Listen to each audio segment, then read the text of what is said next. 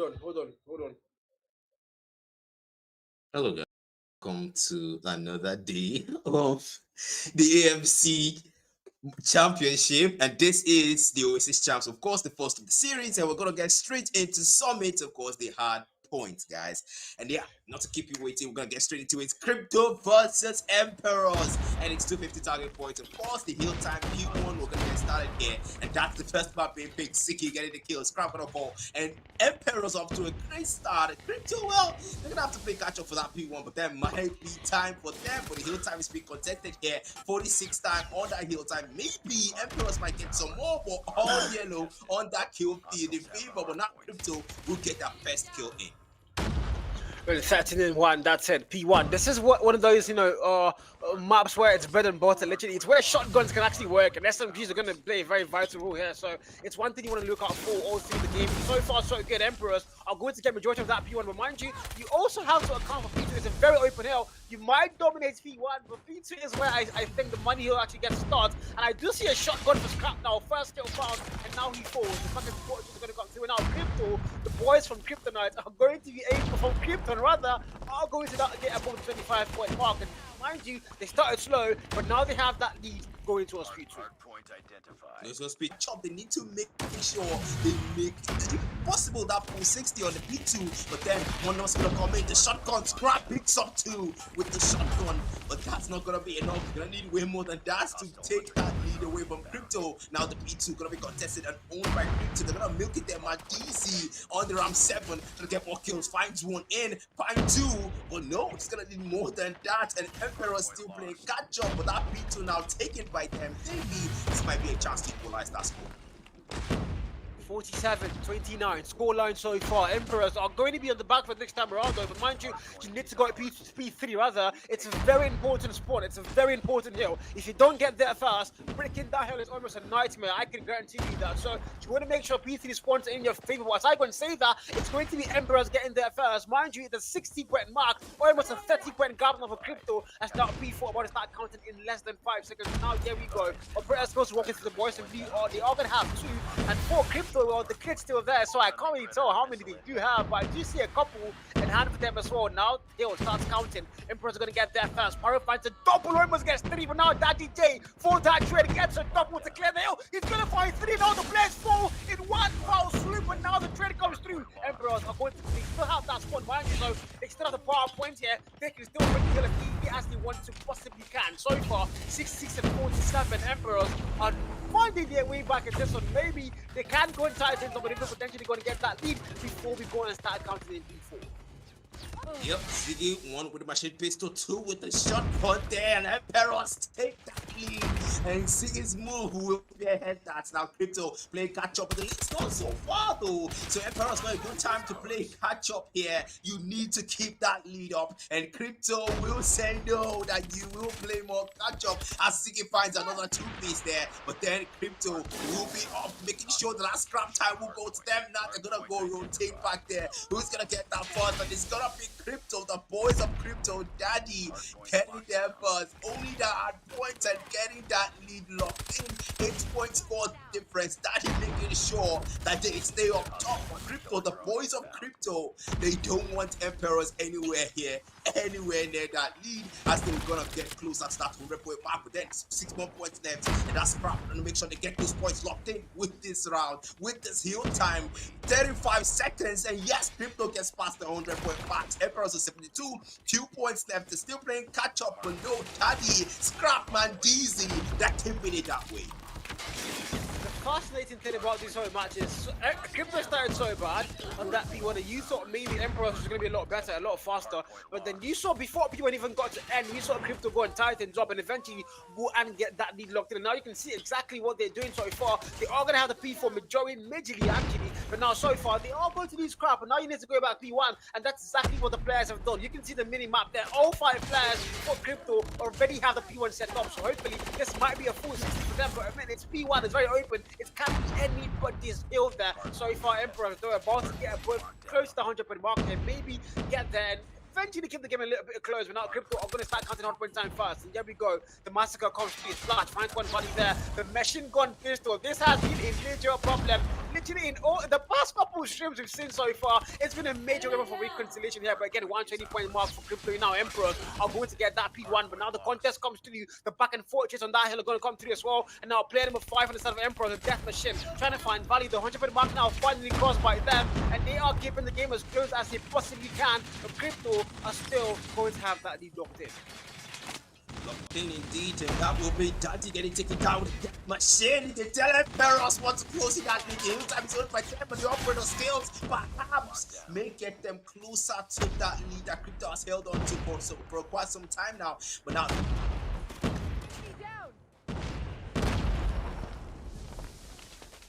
Crab time is going to be owned by them. Maybe able to make it's not looking any good for them. They're going to have to make sure that they maintain that lead. Double kill for Emperors. But how much more can the Ziggy hold and Splash hold that lead down? They cannot get past that lead that Krypto has right now. 136, 132.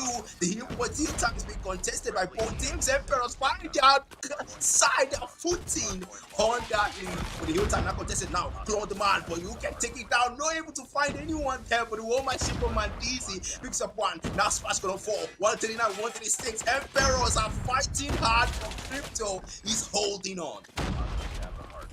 145 for the 126, and Emperor so far, they are keeping the game very close, but Krypto are still going to have that lead locked in. Mind you, now P2 is going to be a very majorly contested hill there, but so far Emperors might be able to go and get that lead finally again. It's 137. It's going to be a massacre now in favor of the boys in yellow. Now Equalizer, nope, I did call that wrong. Again, now the drone gets unleashed, but again, they are trying to get the P3 first, and it's going to be the boys in blue trying to get the better spawn here for that next hill. It's a money hill, so of course you want to rotate first, you want to get that spawn, and that's exactly what we say Kills for trying to get the contest for, but it's not going to work. He's not going to be able to get a spawn now for them. Krypto on the 152-point mark, and now they have the better spawn and the hill time. Once that counted, and now it does, and this might be where, you know, they might just be able to get that full 60 and potentially run away with the hurry 10 in terms of lead now. But again, Sparrow comes through. Daddy J still there. Bodies in yellow are not going to come through that door. No value found so far, but the hard point time still counting and racking for them. Now Splash, 16 kill mark, finds the 1 falls. Daddy J with the Sparrows, they will find them value. Investments are going to pay off for sure. And now Krypto clearing the 200, but Mark and Emperors cannot find their way in. The VMB from the door finds 1 more kill, and now Annihilator and Death Machine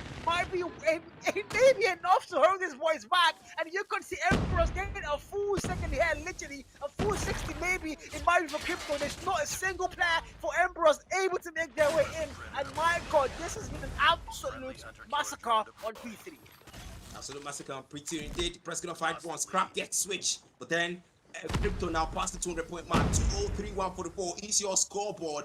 Great hold of that lead there. Now the scrap time is gonna end, and the hill time will reset. Both teams now contesting there. Splash gonna find one, but Emperors are gonna need more than 1 kill to get to that lead. And maybe the hold on that hill time may be the question and the solution to them getting back that hold there. But then one numbers gonna go down. Daddy picking up one, and Gio's gonna pick switch back, finds a 2-piece. Emperors doing what they can. The operator skills now see got the machine pistol, and not the button here. Gio the Death Machine.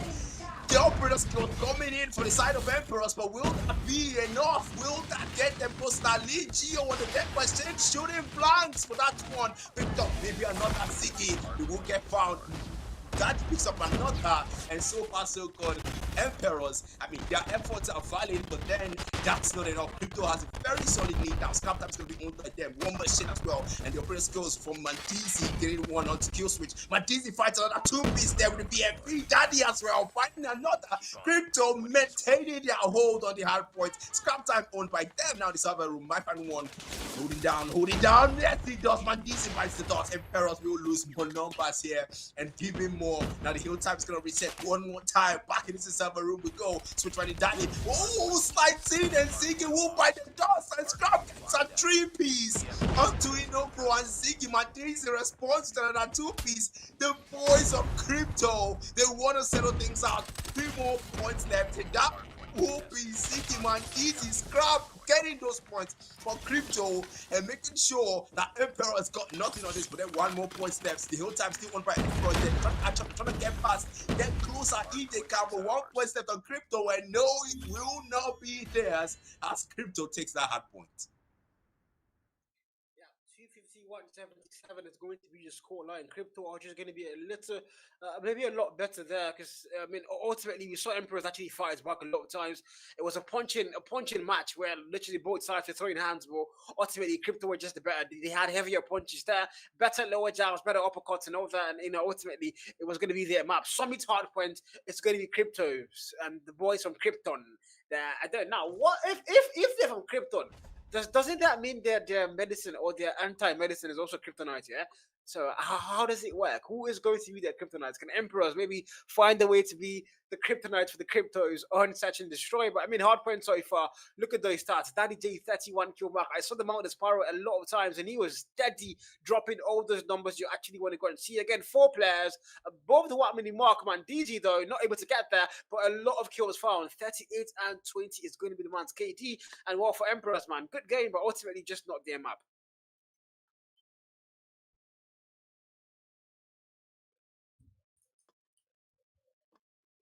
Yep, it's definitely gonna be them. But then so far so good. I mean, I gotta give it out to Daddy though. Because to be fair, he did do what he can. Krypto, they had a good run. They had a good run. Well, they didn't exactly start out well, but then immediately they got that hold on that lead. They made sure, okay, look, we're gonna maintain our hold on that lead, and we're not gonna let it go no matter what. And to be fair, Emperors did not have an answer to that. They take the hard points, an easy one at that. To be fair, they did come close at some point towards that last hill time. It looks like the Emperors wanted to make the most and maybe try to go for a full 60, try to get a full 60. But 1 point left for Krypto. It was really tight. It was gonna take like a miracle or probably a full 60 twice if possible to get like maybe to beat them at that point in time. But then that's gonna be hard points. Great plays from both teams. So fortunately, Krypto were the better ones. We're gonna get into Search and Destroy on firing range. Man, I mean, if there's any place for sniper sprees, this is gonna be the map. Yeah, I mean, fighting range is one of those popular maps in codm. I think literally every player knows how to play that, except Jade, of course. Everybody knows how to play fighting range really well. And a mode like S&D, where we've seen this mode on this map 1,001 times over in the comp scene. So I think it's going to be, a mode and map where these players are very, very comfortable on. So it's all going to come down to, ultimately you want a lot more. And of course, who has the better gun skill? Who has the better strategies? Because S&D is a game of actual tactics and actual strategy. And also for the fact that you can't just get a strategy before the game and stick to that, because you need to be thinking on your feet. You need to be able to change the strat on the go. That's how S&D works. So I mean, ultimately there are a lot of things you need to look out for on a map like this. A very popular map, a very populated played map. So this is what I mean. Yeah, now if you're Emperors, man, you've lost Hardpoint. It's the best of 5, yes, sure, but you don't want to see Krypto go 2-0 up. That cannot be good. Once they get 2 maps first, it might just be a thing, so you don't want to let that happen. You want to make sure you tighten up and force them out 4 here for sure, and maybe potentially even force them out 5, and give us an actual showing here as now we load into Search and Destroy with the beautiful map. This is a map of chaos. There is nothing beautiful about this map, bro. I lied. As now we are about to get the game started, Black. Yep, we're gonna get this game started, but then firing range is gonna be the map, the venue for this clash. But maybe a revenge for if you're Emperors, you want to take the Search and Destroy, you want to make sure that mode is in your favor, and if you're Krypto, well, this could be a chance for you to take another game and maybe end things off at at control on raid. But then that's gonna be for when we finish the Search and Destroy, as now we get straight into round 1 of Search and Destroy. Yep, we'll get straight to round 1 here. Emperors versus Krypto. Let's see if this is gonna be another revenge mission for Emperors, or will Krypto finally be the Kryptonians and overcome once again. Now one person gonna be fall belt, and that's me also. Okay, scrap fight splash, scrap fight, another 2-piece with a Tundra, and that's Siggy gonna pick up another one now. 3v2. Nobody's gonna be in favor of Emperors here. So far so good. Great plays, great stuff from Emperors. You can tell they want to take this mode. They lost their hard point. If you're Emperors, that's exactly what you want. Now Daddy might want to go for the scrap and burn, but then okay, wallbang. No, it might not find the wall bank here, but then might want to check his surroundings. Touch and burn does not work. And he's been revealed. The location has been communicated. They're gonna see you first. And Ziggy outplays him and gets the kill first. Scrap Force leaving behind Daddy to fend for himself on the side of Krypto. Emperor's great stuff for S&D. He really has to check his surroundings. Walks into him and will be outplayed. And Kill Switch will pull the kill switch on him and send it to the next round. I mean, what news so far? Round 1 starts. Emperors are going to get the very first round. Now, if you're Krypto, well, this is a wake-up call. You've lost the very first round. You now need to make sure you're getting things back on par. And here we are going to go again. The round 2 now alone since. Snipers are going to be very happy to be trigger. They are going to be trigger happy here, of course. Get the very first kills for their sides now. Smoke and a full 5-man push from Jungle. That could not be something. They might get punished. Now, Splash finds the very first kill. Maybe a double. The answer is going to be no. But the aggression from Krypto, I don't know what to make of that, man. I mean, the aggression, you can tell that is so far so good. It's not paying off. I mean, to be fair, they do have the hard point. So you can say that they might be getting a little bit complacent here. Maybe relying on the fact that they already have one with Brad. The number's going to be tied 2v2. Sees the man, takes the man out. Daddy falls, buys the dust, and this time it's gonna be K, the last man standing for the side of Krypto. Well, another back-to-back rounds, perhaps taking for Emperor. But then K sees the man. Oh my goodness! You should be checking your surroundings, awareness. You should have it if you're playing. Don't be like Jerry, guys. But then 1 round, 1v1 now. 1 man left for both teams. You can tell that Nemesis is starting to get a beat at Kill Switch. Has to check move. If he doesn't make the same mistake, doesn't make the same mistakes, the gunfights are gonna come in, and you can tell that Emperors really wanted that round, man. Yeah, 2-0. Emperors now are going to get the very first 2 rounds. And again, now if you're Krypto, the wake-up call, I am tapping the button. You need to now answer. The wake-up call, wake up, wake up, wake up, wake up. It's now, Emperors are going to get 2 first rounds, and now it's Kill Switch, the very first kill. First blood drawn, Ziggy falls, and now it's 4v4 once again. Then they're going to get that. And as I go and say that, 1 more player falls, and now we're going to see Krypto is starting to get a little bit of life there, perhaps. And now there's a player in trailer. The bomb plant coming through the wrong angle there. He's going to get shot down, and now the man might get a double. The answer's going to be no. It's a 1v3. Now can the man make this work? And then it's not looking likely. Splash now finds the very first kill. The bomb still being put down, and now he has gone down. It's a 1v2. Splash has got to make the clutch come through. Since the 1 man there, the SMT fails. The Odin wins, and 2-1. Round 4. Here we go.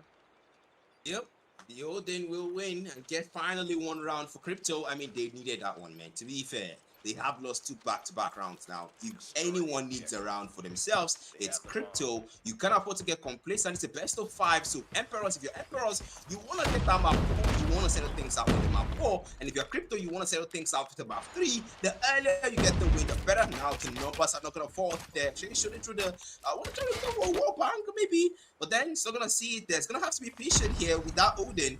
And you can tell Ziggy with the Thunder just waiting, perhaps so sees 1, but then switches over to the machine pistol. Now that weapon has been used very often in this game. Madizi picks up Ziggy, and Krypto looking good for them now. Numbers advantage to their side. 5v4. Another person will be picked, but that trade will come through. Another will go down. 3v3. Both teams, numbers are tied, and so far so good. Krypto looks like they won this round for themselves. That was very fast. I think he has to take your words back. Krypto did not win the round there. I mean, Emperors just shut you up. They say Black Mata, shut up, bro. 3-1. And now we go to round 5 where Krypto just got humbled again. And I mean, Emperor so far, this has been a stampede for them where Krypto, they just run into and mind you, Krypto has been the aggressive side, bro. The aggression has been punished over and over again. And the funny thing is, they won't learn. They're actually like Jerry, they're not learning from their mistakes here. As now they're going to go through jungle again. All 5 players, a full jungle push. I've got no idea what the plan is now. As now, Pro, sniper in hand, first kill found, 3 that spoken, now he falls. The numbers are going to get to the there. Now a 3v3, both sides are going to get tied up. The reload there is not going to mess with Mob. It's going to find the kill first. Now Krypto are going to have only 2 players left in a 2v3. 1 more player shot down by Daddy J now. 2v2. Numbers are tied up. But again, mind you, they have to win this round or we are going to see Emperors just go and stampede through them. Now it's a 1v2. Target down. Yep. You can tell that Krypto, well, I mean, to be fair, they do want the game to. If you have Crypto, you want that round to be your favor. But then 2 back-to-back rounds won by Emperors, 1 taken by Crypto. We can see the kind of sinusoidal pattern here, where if Crypto takes a round for themselves, Emperors are gonna take 2 more. You win 1, I win 2. We see who gets 7 first. Hopefully we get to see a change here. Now the nades are gonna go in though. Numbers still tied. And you can tell, he goes for the war bank. No pro will miss his chance at that shot there. And walks into that one splash. Oh my goodness, how did they not see him? And that's gonna be Pro picking up a 2-piece there with a Thunder and Siggy finds another and 2v2. Numbers will be tied on both teams, and you can tell that right now they just have to pull it through. Now BMP now switch to find the value here, find 1, but that straight is gonna come through from Daddy. Daddy picks up a 2-piece with the USS9 and equalizes the round points. Krypto takes things back, and we now own a full-on draw. 3-3. I don't know how things again. Wait, I just saw 3-1. How when did it go 3-3? I did smoke again, guys. I think I'm smoking. I don't know what happened there. But no, it's 3-3. I don't know when I swear, I don't know when that happened. It's 3-3 now, though. Then to tie it up. Now, Daddy J and Miheso, you find the very first kills in this round. Now, for them, Emperors are going to have 3 more players left. And now, 3v5, Krypto. They have finally woken up, and it might be their time. They might just be able to go and still win S&D. I think I wrote them off way too early, as now they are going to also shut me up. Now, Scrap, first still found. Ziggy goes down. The trade finds him there, and now it's a 2v4. Make it a 1v4. I did call that out. Splash now. He's also going to fall, and just like that, Krypto are going to get the lead. Azao now, Azao. Well, I did say they wanted the game for themselves, and the Emperors did shut me up. And right now, no man, the scores seem to be speaking for themselves. But now, mind you, man, we have not seen a, correct me if I'm wrong, but we have not seen a bomb being planted since this game started. They went on full on TDM. Let's go and say that Siggy finds 1, Geo finds another, and that's 2 members down for the side of Krypto. Not a great start if you want to take more rounds for yourselves. But then Emperors here, 5v3. The big question is, they've lost 2 back-to-back rounds. Can't they take this one for themselves? I mean, sides did get flipped there. Now Emperors and now the attackers, they are the ones planting the bomb. We've only seen 1 plant throughout this game, and that was from Krypto earlier on. And Emperors now they need to be the ones planting the bomb. Can they make it happen? Yes, they've planted. Actually, I take that back. Emperors now, they have put that bomb down. John, 10 kill mark, lead in hand, trying to get a lucky, maybe perfect god-made timing. He's going to throw that preferably, but nobody found it now. Splash, saw the trail there, confirms the kill. It's a 4v2. Krypto do not have numbers. It's a 1v4. The last one left to get the clutch also going to fall, and Emperors are going to tie things up, and the back and forth literally is where we are. Round 9. Round 9 indeed, and you can tell that the suspense is starting to get heated between both teams. You know very well if you're both teams. If you're Emperors, you want to settle things out here. Take war mode for yourselves so you get to see my boy. If you're Krypto, you don't want that to happen. You want to get that control and take another one so you can set it fixed. But now Daddy will be falling, and that's 1 down for the side of Krypto. 4v5 now. Bomb still hasn't been planted here. Now Mandizi wanted to go for that don't trap wall bank, but no. The man will change his mind there. Ziggy picks up Scrap, and that one another down. Krypto, this round's not looking good for them here, but Minosu here now finds. Oh my goodness, they waited for him to go in and switch. Kill switch will take him out. It's a 5v2. Emperors, the round starting to look good now. Another Lab walks into the slaughter, and kill switch will pull the kill switch on him. It's a 1v5. Maybe another will walk into the slaughter again, and that's him. Now, location might be reviewed. Yes, since the man takes him out, then City will fight the dot. That might be a double. Yes, it's a double. Mandizi, he picks up a double, and that's 3 left. Mandizi holding out the Tundra now. Might see another one. Maybe now they will prone down. 2 members are being felled, so you have to learn from your lesson at this point. Perhaps that might bite against them. Since the man on the ground and misses the point and burn, and Mandizi will fall. All hope for that round lost as Emperors takes it for themselves. 5-4, now the back and forth are going to break through. It's, again, we saw Krypto get the lead there for a brief moment, 3-4 to the score line. We saw 4-4, things got tied up, and now it's 5-4. Emperors is now going to get that lead locked in. Smoke's going to get thrown. And again, a 3-bar push forward. A, 3 for B, for the boys of Krypto now. Scrap finds 1 kill there, might do pay off. Mieso all the way overextended, might pay off, I think. But again, now the numbers are going to get tied off. 4 versus 4 here. The bomb has not been put down. Scrap finds 1 more kill. Pro goes down. 3 more players. And oh my god, Splash with the aggression. Able to get that kill just in time. Now Scrap against Splash. The S players is going to get the kill fast. The player backs down. Nobody overcommitting here. Pistol now in hand. Sniper hits back a foul, but Gio and Splash are going to claim. Now Scrap in a 1v3 left to go and get that clutch. Can he make it work? Bomb about to go down. Yes, it's going to go down now. The timer is going to get brought down to 44 on the clock and counting down. And now if you're Scrap, you've got to get that clutch. You've got to make it work somehow. It's 7 on the board for the man. It's a 1v3. It's a Tundra and most likely a Mesh and Pistol. That's the thing everyone needs now, isn't it? Now Sniper in hand. See the one player. Almost confirms the kill. Confirms it. Yes, he does. 1v2. Secondly back now. The bomb time running out really fast. He's got to make a move. It's now or never. You can't be walking anymore. Gio's there. Switches also there on the trailer. 2 players in there. I think he knows. He might go for the diffuser anyways. Bros don't fake. Bros finds 1 more switch. Oh my god. He was to get that trade. And 6 and 4. Emperors now. 1 more round away for tying the whole thing up. Jesus, man, this Tundra kills from Krypto, man. I mean, what this one tap burn? Mandizi nearly made the clutch there. The trade had to just fight. Oh my god, that scrap again onto Gio, an early kill like Krypto.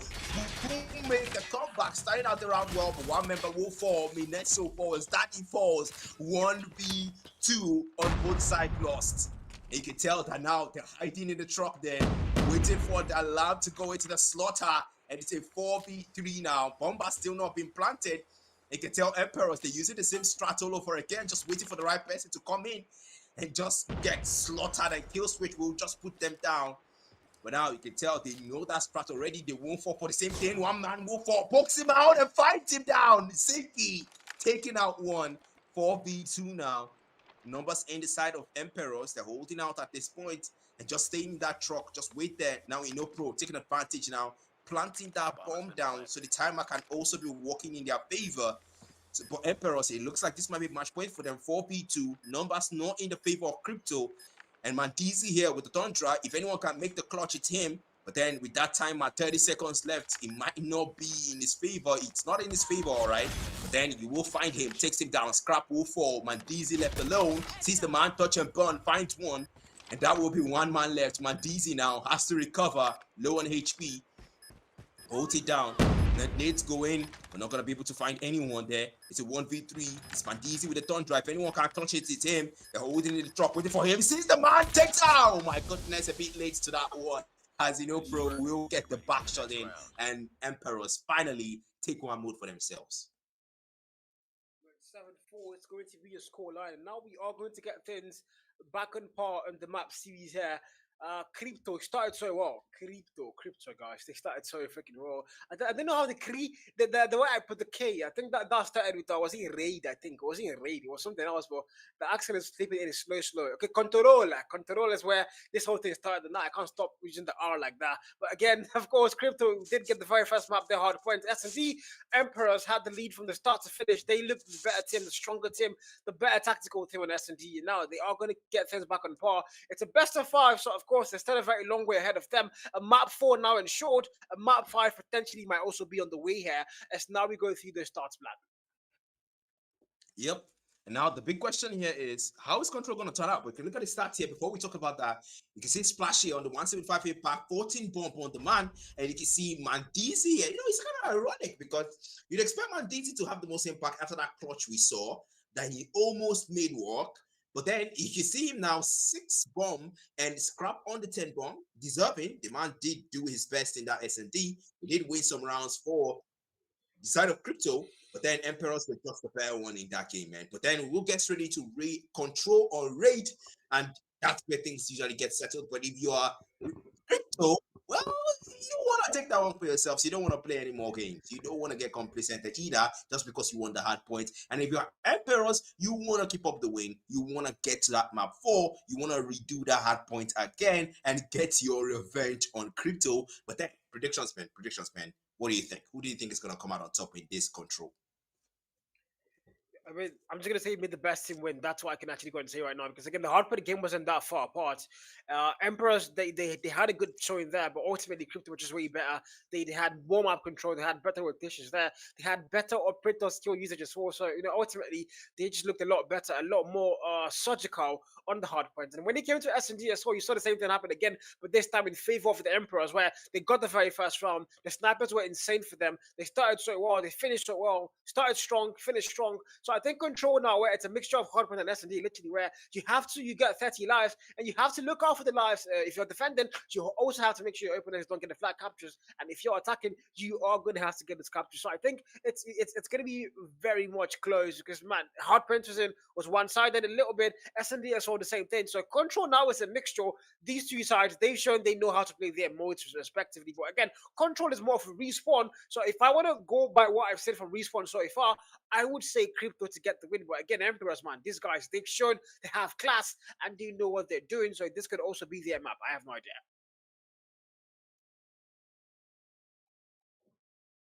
Hello. Yep, that's true, man. They have shown that they have got class. They have shown that they are aware of what's at stake, and they have shown that they want to win as well. I mean, taking the S&D, not underestimating Krypto there. That was a very brilliant move on the S&D. 3 back-to-back rounds, 2 back-to-back rounds, or should I say rounds? They will get more for themselves. The SMD is already there, so the raid, the control on raid, well, no one's game at this point. You're gonna stay indecisive and also neutral because it was a close game in the hard point. Yeah, so I think I'm gonna follow Sis 2 and say, yeah, it was a close game, and it's pretty difficult to say who's gonna come out on top, because when it comes to the tactical plays, you can tell it's easily Emperors, but when it comes to those aggressive plays, you can tell it's easily Krypto. I mean, they're Kryptonians, right? Superman is an aggressive hero. But then we will get straight into control or raid, guys. Don't forget, this is the African Mobile Championship Master Series, and Oasis Champs, first of the Master Series. We will get straight into the first game of control. 30 life counts, 39 as well. Say that 2 lives will be lost in the side of Emperors here. Great start for Krypto, but then one tick on the B flag. They will go for the objective as well. Gio now should the scope, not able to find anyone. Daddy and K finds one, and so far so good. Emperors off to a great start. One tick on the B, you can tell Krypto wants this control for themselves. Again, 26 and 29. Lives are closed. The B flag now. 1 tick locked in. About to make that 2. And yes, they do. 1 more tick now for Krypto to go and get the capture on that B flag. And so far, lives are also going to be in their favor. So that's going to be a very important part to look at as well. Now, the B flag almost completely captured. And also, little to no resistance on that B flag for Emperors. I've got no idea what they're doing. But I mean, if it works, I guess. So now they have to go and defend the A flag with everything they've got. And that might be their plan. And if it works, again, don't change it. That's exactly what they're doing now. Now they are going to get a box in their spawn. That could not be good. As now we see the boys of Krypto about to go through. Now we see Scrap find the very first kill through that smoke in order pro forward. The spawn trap might be effective, and now one player able to get that kill, but now Ziggy also goes down. 26 against 20. The lives are still close, but now they're getting a little bit far apart. And now if you're Emperors, you might start to worry here. Yep, you might start to worry here, and that's not what you want if you're Emperors. You don't want to lose this mode. You want to keep up the code. What? With that splash and Ziggy picking up Scrap and Banditi, kill switch, and not that one goes for him. The trade comes through. Daddy puts him in his place and says, no, you can't do what he did to us in the S&D. But Krypto here, they're going to start off real good and keep up the pace, maintaining that protocol they executed in the hard point. But then so far, profiles Scrap, more numbers and more lives being lost on the side of Emperors. 1950 is your life count for the A flag. The only thing left here. Not a good job in defending Emperors are doing, but so far the first round may or may not be in their favor so far. But then one member for that with the SS time finds one. The trade comes through. They will find him. Gio puts him in his place. Mantizi finds kill switch. More numbers will be found. 17-12 is your kill count. 7-11, and you can tell that timer is counting down quickly. And Emperors aren't exactly doing a great job here when it comes to keeping their life count up. But so far so good. Krypto also needs to watch that clock when it comes to the flag capture. I mean, there's a 30 on the clock now, counting down 34, I think, rather. Krypto now, they've got to make something work. They do have life, so they can still afford to play a TDM, but I mean, the tower as well is going to be very important. So while you're playing TDM, watch out for that clock. They might catch you off guard, and I think that might be the mistake they're making now. Not a single player able to get on the flag, and now Emperors are doing a perfect job. They might not have lives, but they are doing a really good job of making sure that nobody in yellow can actually get into the flag. And now, here we go. What comes through, the back and forth trying to come through, but easy gets a double there, and now Krypto are going to get that hill locked in, but as I go and say that they are going to get shut down. 5v9, no more response now for Emperors. Krypto, they've got to make it work. It's a 4v6, and look at that, there's no time on the clock. It's two more seconds, literally, with 2 players, 2v7. The numbers have been lost, and Krypto, they can still get the capture, but the death machine, no, he falls. That would have been your saving grace if he got that equalizer. 1 kill found, but no! It's going to be 2v5 and the capture comes 3, but my God, if the death machine and equalizer were able to shut the one player there down, they might have been able to win the game based off time. But unfortunately, the 2 operator skills are going to get wasted there, and Krypto are going to get the very first round. And into round 2, here we go. Yep, that was a very close one. 2 seconds, man. 2 seconds. I think that's the shortest time I've seen so far for a close situation won by a team, especially in raid control on raid rather. But then we'll get straight into it there. 10:37. You can tell Krypto will go put TDM on that defense there. They will make sure Emperors don't have any chance. But one tick almost knocked into the D flag. In full on TDM on the side of Krypto. One of us will be dropped. Mandizi making sure that they don't get anywhere near that B flag. But now they're gonna go for 26-23. So life count kill switch now, finding one that E finds one EMP to that kill, and 24-23 life counts are close, but now one tick locked in for the B flag. Both teams now, they know what they're meant to be doing and they're executing it well. 2 ticks on the B flag, triple here they will find for Krypto side. Mandizi finds another kill switch, picks up scrap. 2 tick locked in, double for the man, and that will not be enough. It's so far so good. Krypto really going full on TDM here and making sure that B flag is held on the fence. Time is going down. Annihilator now, the man Annihilator finds 2. And that will not be enough for Emperors. He will get shut down. Krypto almost did not take on that B flag there. Maybe, yeah, they will win that B flag there, man. 18-14 is your life count. Yep, 12-17 now. Krypto, so far, they do have life locked in again. So if you're Emperors, man, you're wondering how to make it work. So you've got the B flag capture, though. That's very important now. You need to go A. There's a lot of time on that clock. So TDM might still work, but you don't have lives. How do you make this whole situation now in your favor? Now the Andy comes through for Pro. First kill might be found. Yes, it does. To that stairs. Now they need to go towards the spawn. Now there's players inside the kitchen. Can he find any more value? He sees Crap off guard as Crap falls. He don't pick an Andy, never. John by the corner, hoping, waiting for the man to make that move in, and he can just get the peek off. And now Pro walks in. Check your freaking corners, God. Ziggy now finds 1 more kill. It's a 7 versus 13. Lives are not in their favor whatsoever. Krypto are going to have numbers locked in now. No more respawns anymore for the Emperors of Nigeria, as now they might be shut down. Splash goes in fast and he falls. It's now 4 versus 11. Krypto, they still have numbers locked in. The flag capture non-existent on the A flag so far. Emperors are not gonna, I don't know, they can still clutch it though, but they have to be flawless and not lose a single life. Yeah, you go and say that got this curse. The curse will descend upon them. They're 1 life lost already, 7-2 and 30 seconds here on that clock. You can tell Krypto you have to step into that capture, and that's not what they're gonna do. Oh my goodness! Switch! Kill switch, not able to pick up anyone with the claw, and the operator skills wasted, and another round given to the side of Krypto. Now Emperors. I mean, if you're Emperors, you really gotta start locking in on this control here, because if you don't lock in, you could lose that mode to Krypto, and Krypto might settle things out with that hard point again. Don't forget, that hard points did not go in your favor, so well, it's not exactly your domain to play dice with, especially when it comes to that point being held down. But that picks up splash. Life count tied in favor of Krypto. No, the life count will be tied. 28-26, no longer tied. 29-26. Emperor still losing more numbers. You can tell they're pretty much struggling in the raid. You can tell 2 back-to-back rounds with by Krypto now. 1 tick locked in for the B flag. They're capturing, they're taking out kills. Mandizi is picking a double 2-piece, having fun on all rounds, covering everything. 2 tick locked in, and it kind of looks like they're trying to do divide and conquer with the A flag here. Almost 3 tick locked in, and the big objective is lost by Emperors. Not a great job with the fans. 27-20. They're going for Siggy picks up a double. Emperors maybe trying to fight back with a Tundra, but you can tell Krypto has a stronger lead in this round.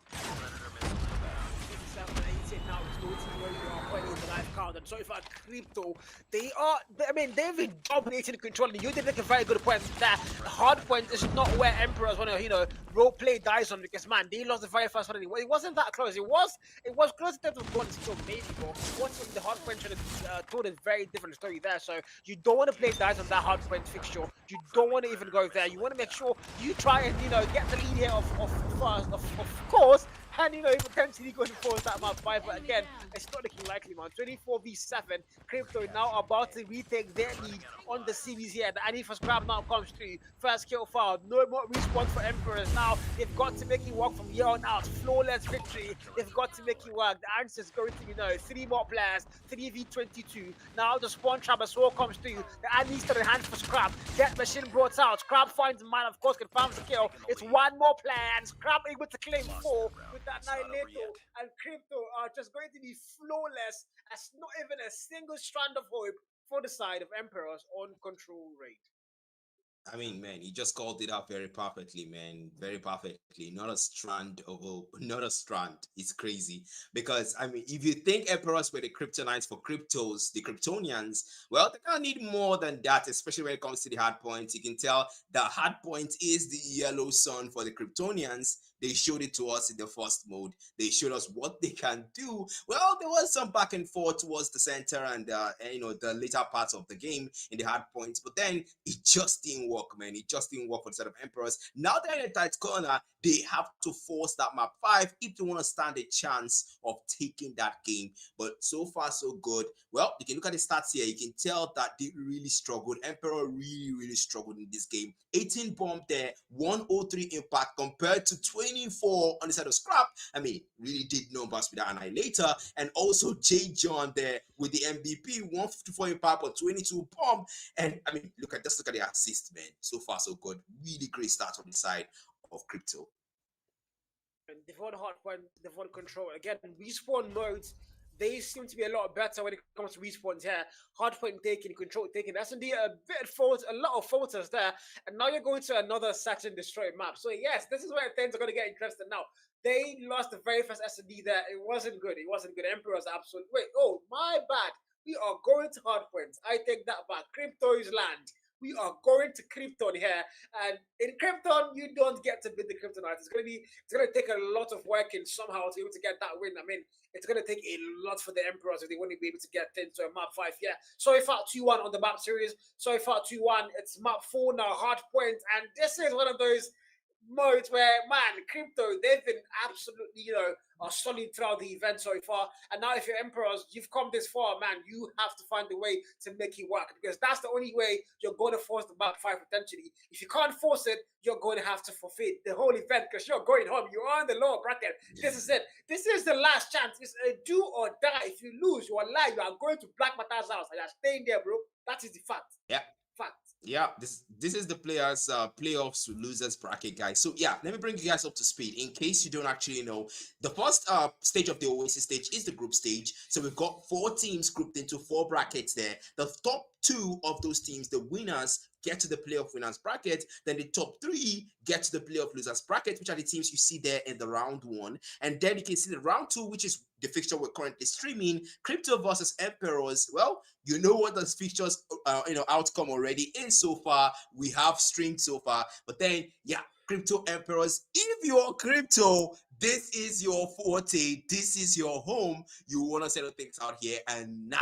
If you're Emperors, you want to force that map 5, like Carl said. You want to make sure, okay, look, we know it's your home, but somehow we want to squeeze out something and just maybe with a bit of gun strat and a bit of a gunfight and a little bit of making sure that they don't come close to those hills, and perhaps maybe getting a full 60 if possible.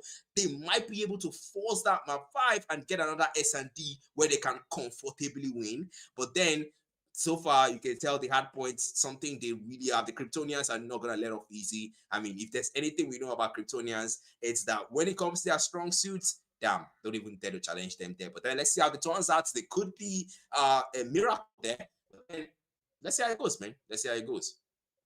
Yeah, of course. It's. I think I like the word choice there. It's going to require an actual miracle. Well, like the light. It's going to require the miracle that if Emperor's going to force them out five, because man, hard point saw the first time on Summit, it wasn't close. They did go have a very good fight. Don't get me wrong, but ultimately that scoreline tells you that the boys of Crypto were a lot better on hard points. And again, big shout out to Kijo on chat. Hello, Kijo. Don't mind Jared. I know Jared stresses you a lot. Don't mind him, bro. You know, I'm being nice to you today. And now we're about to go into the hard point fixture again. And I mean, you guys on the chat, I see 31 of you there. I think you guys can let us know what you think. Drop your predictions and let us know, the casters, what you think the fixture is going to look like on hard points. Is it going to be a Crypto win, or are we going to see Emperors potentially going to force them out 5 and maybe even go and take the whole series? But before you guys start typing, I'm going to ask the king of bad takes, Black Matter, what do you think it's going to happen on the hard point?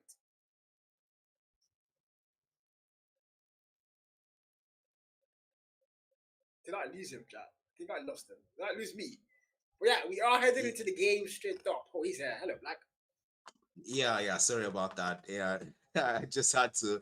I think the network kind of got the best of my signal there. But then we will be back. Yeah, this is the deciding factor here. I mean, if you're Crypto, this is officially your chance to settle things and end things.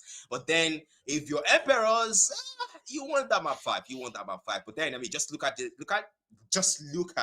map views, man. You can tell that both teams right now, they couldn't worry about that. What they need at those points, and in their favor, that will be a great start there. 2 numbers will fall.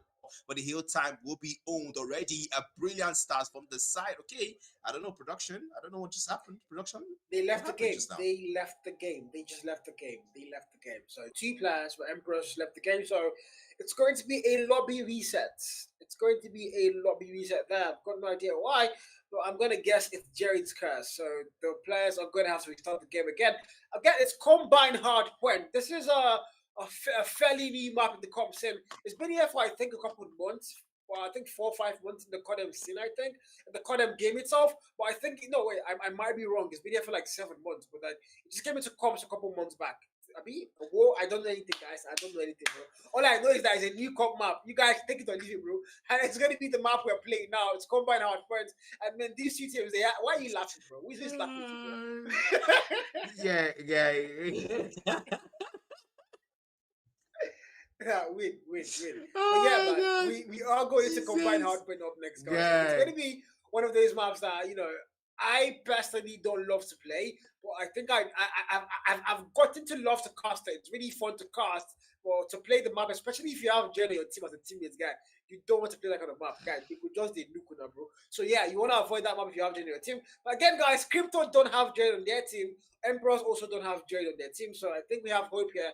Both sides. And again, you guys in chat, I'm going to look at chat now, and I haven't seen, predictions are out, and I only see Habsy says EMP to win, and all of you else, all of you are quiet except Habsy. Habsy, God bless you, man. Thank you for the prediction there. And EMP to win is actually wild, because from what I've seen so far, they've not been a good respawn team. But you know, I might be wrong. Combine might be their map, so we are heading into the beautiful view brought to you by Real Time Production, and we are going in. Black Matter, take us away! Yep, 10 seconds until we start the hard points. Well, I mean, every deep breaths and just maybe a silent prayer, maybe for this one to go your way if you're Crypto, and for Emperors for there to be a map 5, and then we'll get straight into it now. Geo, the numbers not gonna come in just yet. You can tell both teams really just go. Not at this point now. Tucci they're finding one with the XM4. No, not gonna be able to find another, but yes, Scrap will do more. Get a double, a 2-piece, and anyone at that in Crypto there, only that P1, great start, great course, great aggression, and that's exactly what I'm looking for. Looking at one at the side, taking the corners, that will be a triple, picked up with the USS 9.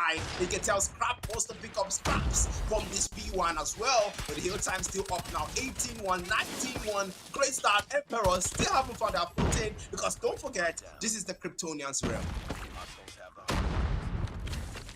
Hard point, 29, 3.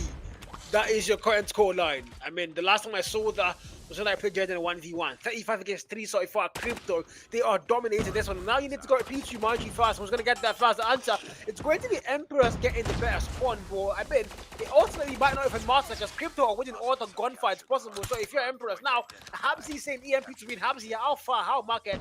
You might be getting touched there. Your predictions might be, your bets might cut there. But now Krypto, Emperors are going to get the hill time counter again. People fast. And now spawn, actually, rather, the contest comes in almost immediately there. And Emperors are going to get the better of the gunfights for sure. They still have that spawn. They have the hard point time now counted in their favor. So this is where they start to get things back on par. Maybe even go and get that lead locked in. Yeah, maybe, just maybe, but then 36-20, you can tell Emperors are trying to find their footing here, and the hill time owned by them, P2, a very great one at that. Perhaps they might be looking at a full 160 here. You can tell Krypto has no answer so far. They will be keeping them away now. Sparrow on the man, the double, pro, absolutely being a pro with the Sparrow, and that's gonna be 3. Found out in unofficial triple 5-piece in total. Pro will get them past Krypto, gaining them that lead, and operator skills absolutely making the most of it. Pro finds another with the USS 9. The man's not done, for scrap time will end, and the P3 will come in. Krypto absolutely has to get there first. That's gonna be the first chance for them, another chance for them, rather. That is a 2-piece now. When Diesel with a god need and another one there, picking up more numbers. Krypto wants to get back up. That move from Pro really set them back and want to make up for it with a P3. Be advised. And now 56 and 47. So far, so good. We are going to see Emperors going to get that lead locked in. That I did not see coming. Habsy, forgive me there. And now Krypto, I'm going to get things right back and forth. Now they are going to get the next still fast. And now scrap time. The content comes through. Both sides are going to give it everything they've got. Scrap now. Finds a double. Is my fight 3 there? No, he doesn't. But they are going to be able to go and retake their lead. It's now they need to start going next. But I mean, there's still a long time here, so you don't even have to start going next now. And he comes in with scrap now. Finds the fast there. One player found. Double not going to come through. And now he falls. But again, Krypto are going to get that lead locked in. 72-point mark and counting for them as now they go on a full massacre. But now you need to go next, and that's going to be all the way for P4. And who is going to get there first? The answer is going to be very vital. It's a very open hill, mind you. So literally, it doesn't matter who gets there first. You have to make sure you're winning all your gunfights. And of course, operator skills are going to be very important if you know how to use them. Now, Death Machine comes in early investment here. It might pay off. It might be wasted. I hope it's not wasted though for the man of GH John. 70 kill mark. The boys and P are now going to come through. Scrap. Finds a double on that kill for now that I need for the man of player number 5. Geo. Fast kill found. Ziggy takes 1. The Death Machine, of course, is going to get actually wasted. As now that Annie's still there. Ziggy finding the maximum rifle kills. And finally, Emperors are now going to get that P4 first. And again, 70-81 is your scoreline. The scoreline indeed, and I later double from Geo. Putting Emperors off, making sure that they hold that hill time now, switching the double on the other side as well. Krypto now, they will not have that lead anymore. Double for them, they're trying their best to hold on to it, but that hill time still hold. That contest and Emperors will make sure they keep them out.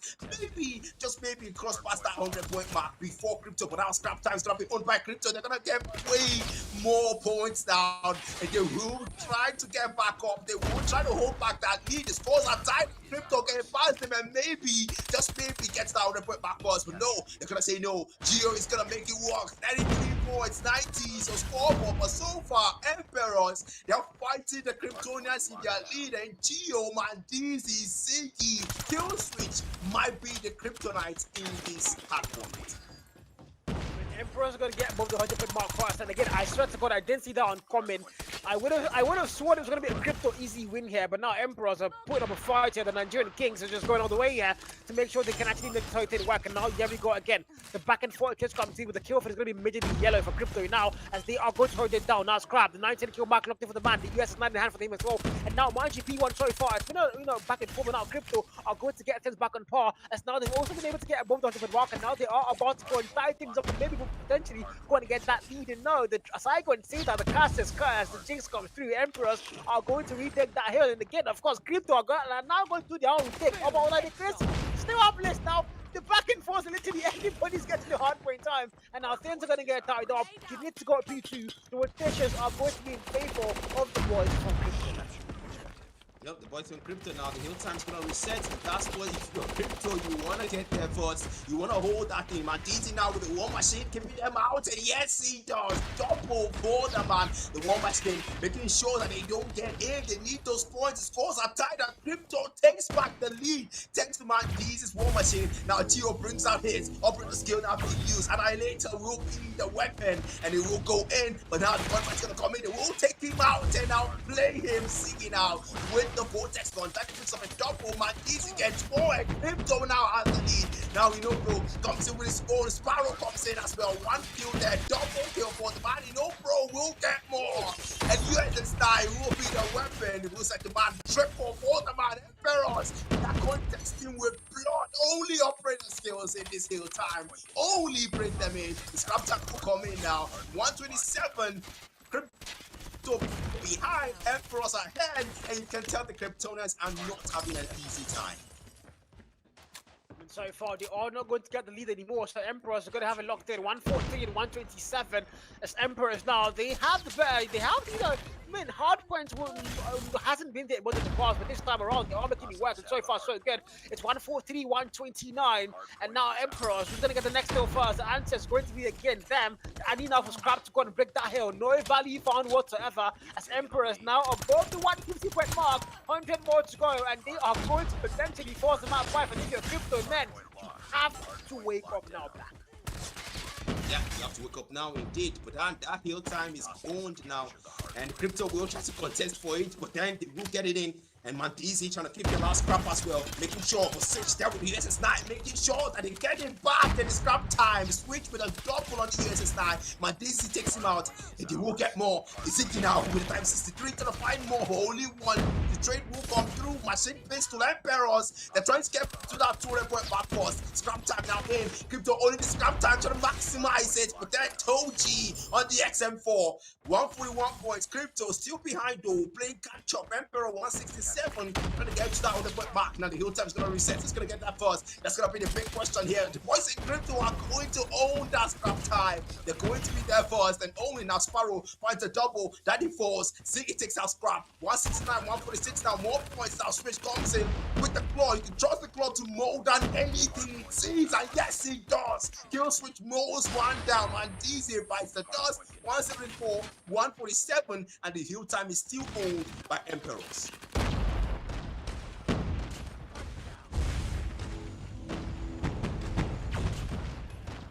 Be advised, hostile killer drone inbound. 189, 147. You can tell that they want to make the most of this Emperor start closer to that 200 point mark. Mandizi on the war machine. Now Death Machine comes in and they will find one. So far so good. Almost at that 200 point mark. 15 seconds. Scrap time left for 2. The Death Machine. And you know, Bro wants to make that 200. He wants to get closer to that 200 mark. Emperors really need to take this one in. But now Krypto 154. I don't know what's going on, but they might have found that Kryptonite card. They might have found it, because playing against the Kryptonians in their own mode, history may or may not be repeated, but that's going to be decided on this hill time. The hill time's going to come in, the Kryptonians will take it first, and they will get more points there. Emperor start boss on the 250 mark, on the 200 mark, 160 for Krypto. They're getting what they can, being contested by the Emperors, but they come in and have no answer. Purifier comes through.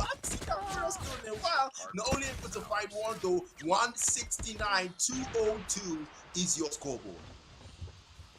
200 pin mark now, crossed by Emperors. I'm not live, bro, not live. I must be watching something in the alternate universe. I did not see that one coming, but again, if you're a Krypto now, if you're a Krypto fan, this is where you're hoping somehow your Krypto dog comes in the same Superman and tells him, man, you need to wake up and get the win here, because man, you can't let my 5 come through. We saw the S&D earlier. Emperors were a lot better, a lot more tactical, and that was an easy win for them. So if you're a Krypto, can't afford to go to a map 5, and it might not be yours. But again, we did say that about hardpoint. If you're Emperors, you can't afford to go hardpoint now. Look at what we're saying. Emperors are getting hardpoint done and dusted in their favor. They've got a 20-pin mark now, family cross, they've got that lead locked in. And now you need to go next. Who's going to get that first answer? It's going to be the boys in blue once again. But actually, I take that back. It's going to be Krypto first. Krypto are going to get there. Now the need for Geo comes through. Might find Valley. Yes, he does. First kill found, and now hasn't gone down. Daddy J takes another player down. Oh my god, it's all going to be yellow on the kill it now in Krypto. Finally, they have the better spot. They have the hardpoint time. This might be where they wake up finally. The dawn has come to rescue, hasn't it now? But now, Slums holding the Sparrows to clear the hill. And that's how it's not easy. Easy break for Emperors. And this might be the start of when they're going to finish off this Krypto. And not going to be able to get above that soldier for the mark first. Emperors now are going to break the hill. That means he comes through, not a single value found. 231.94. Emperors are going to hold it down. Now the claw might make a lot of big plays for them. To that door, the boys in yellow come through when they all get shot down. 240, 10 more to go. The timer about to another hill. You need to start going next, but again, you can full stack this, but you can't win it here. You need to go next, but again, 247. The lead is tied up. Emperors, it's 3 more points. If you're Krypto, you can't afford to lose a single second on the next hard point. Yep, the hard point is going to be contested roughly by both teams, but then 2 points left for the side of Emperors, and they won't get it. Kill switch gets them that point as Emperors take the hard point and defy history, change the course of history, and now we're onto a match mode where everything is at stake. It's match points, game point, everything point. It's gonna go down on Tunisia with the SND being the mode. Carl, everything is on stake now. Right, map 5. Here we go. Map we became 5. Chat. Nobody saw it coming, especially given the fact that we saw the first hard point something that it was clearly in favor of Krypto. And then you would have sworn that if we got another hard point, it was definitely going to be there with us all. I mean, oh my god, did Emperors turn up? Yes, they did. They turned up full time and they got the win. So, somebody predicted that on chat. That was Habsy, I think. Habsy, hello, you were correct, bro. I respect you, sir. That's going to be a very, very short prediction. Habsy, do you by any chance have spotty bets? Come on, give black code, bro. But again, that's it, guys. 250 and 194. That's going to be a scoreline for the hard point. And again, look at those stats, Black. Look at those stats. Yeah, I mean, so far 193 for the side of Inopro. And you can tell that the man really was the spearhead when it comes to that win there for Emperors. The man with the Sparrow was an absolute menace. 42 bomb. The only person coming close to him, they're tying things up with him. As Abu we say to quote him, even Stevens there, 42 bomb on scrap as well. And you can tell both players are going to be an ace in the hole for both teams. Emperors and Krypto, this is going to be where they settle things out in this S&D mode. Now, Ziggy on the 176 impact, the one that comes the closest there to Inopro, 36 bomb on his side, 35, the one that comes closest on the side of Krypto, Daddy JJ. Oh man, brilliant start on this play, on this card, these players, brilliant performance.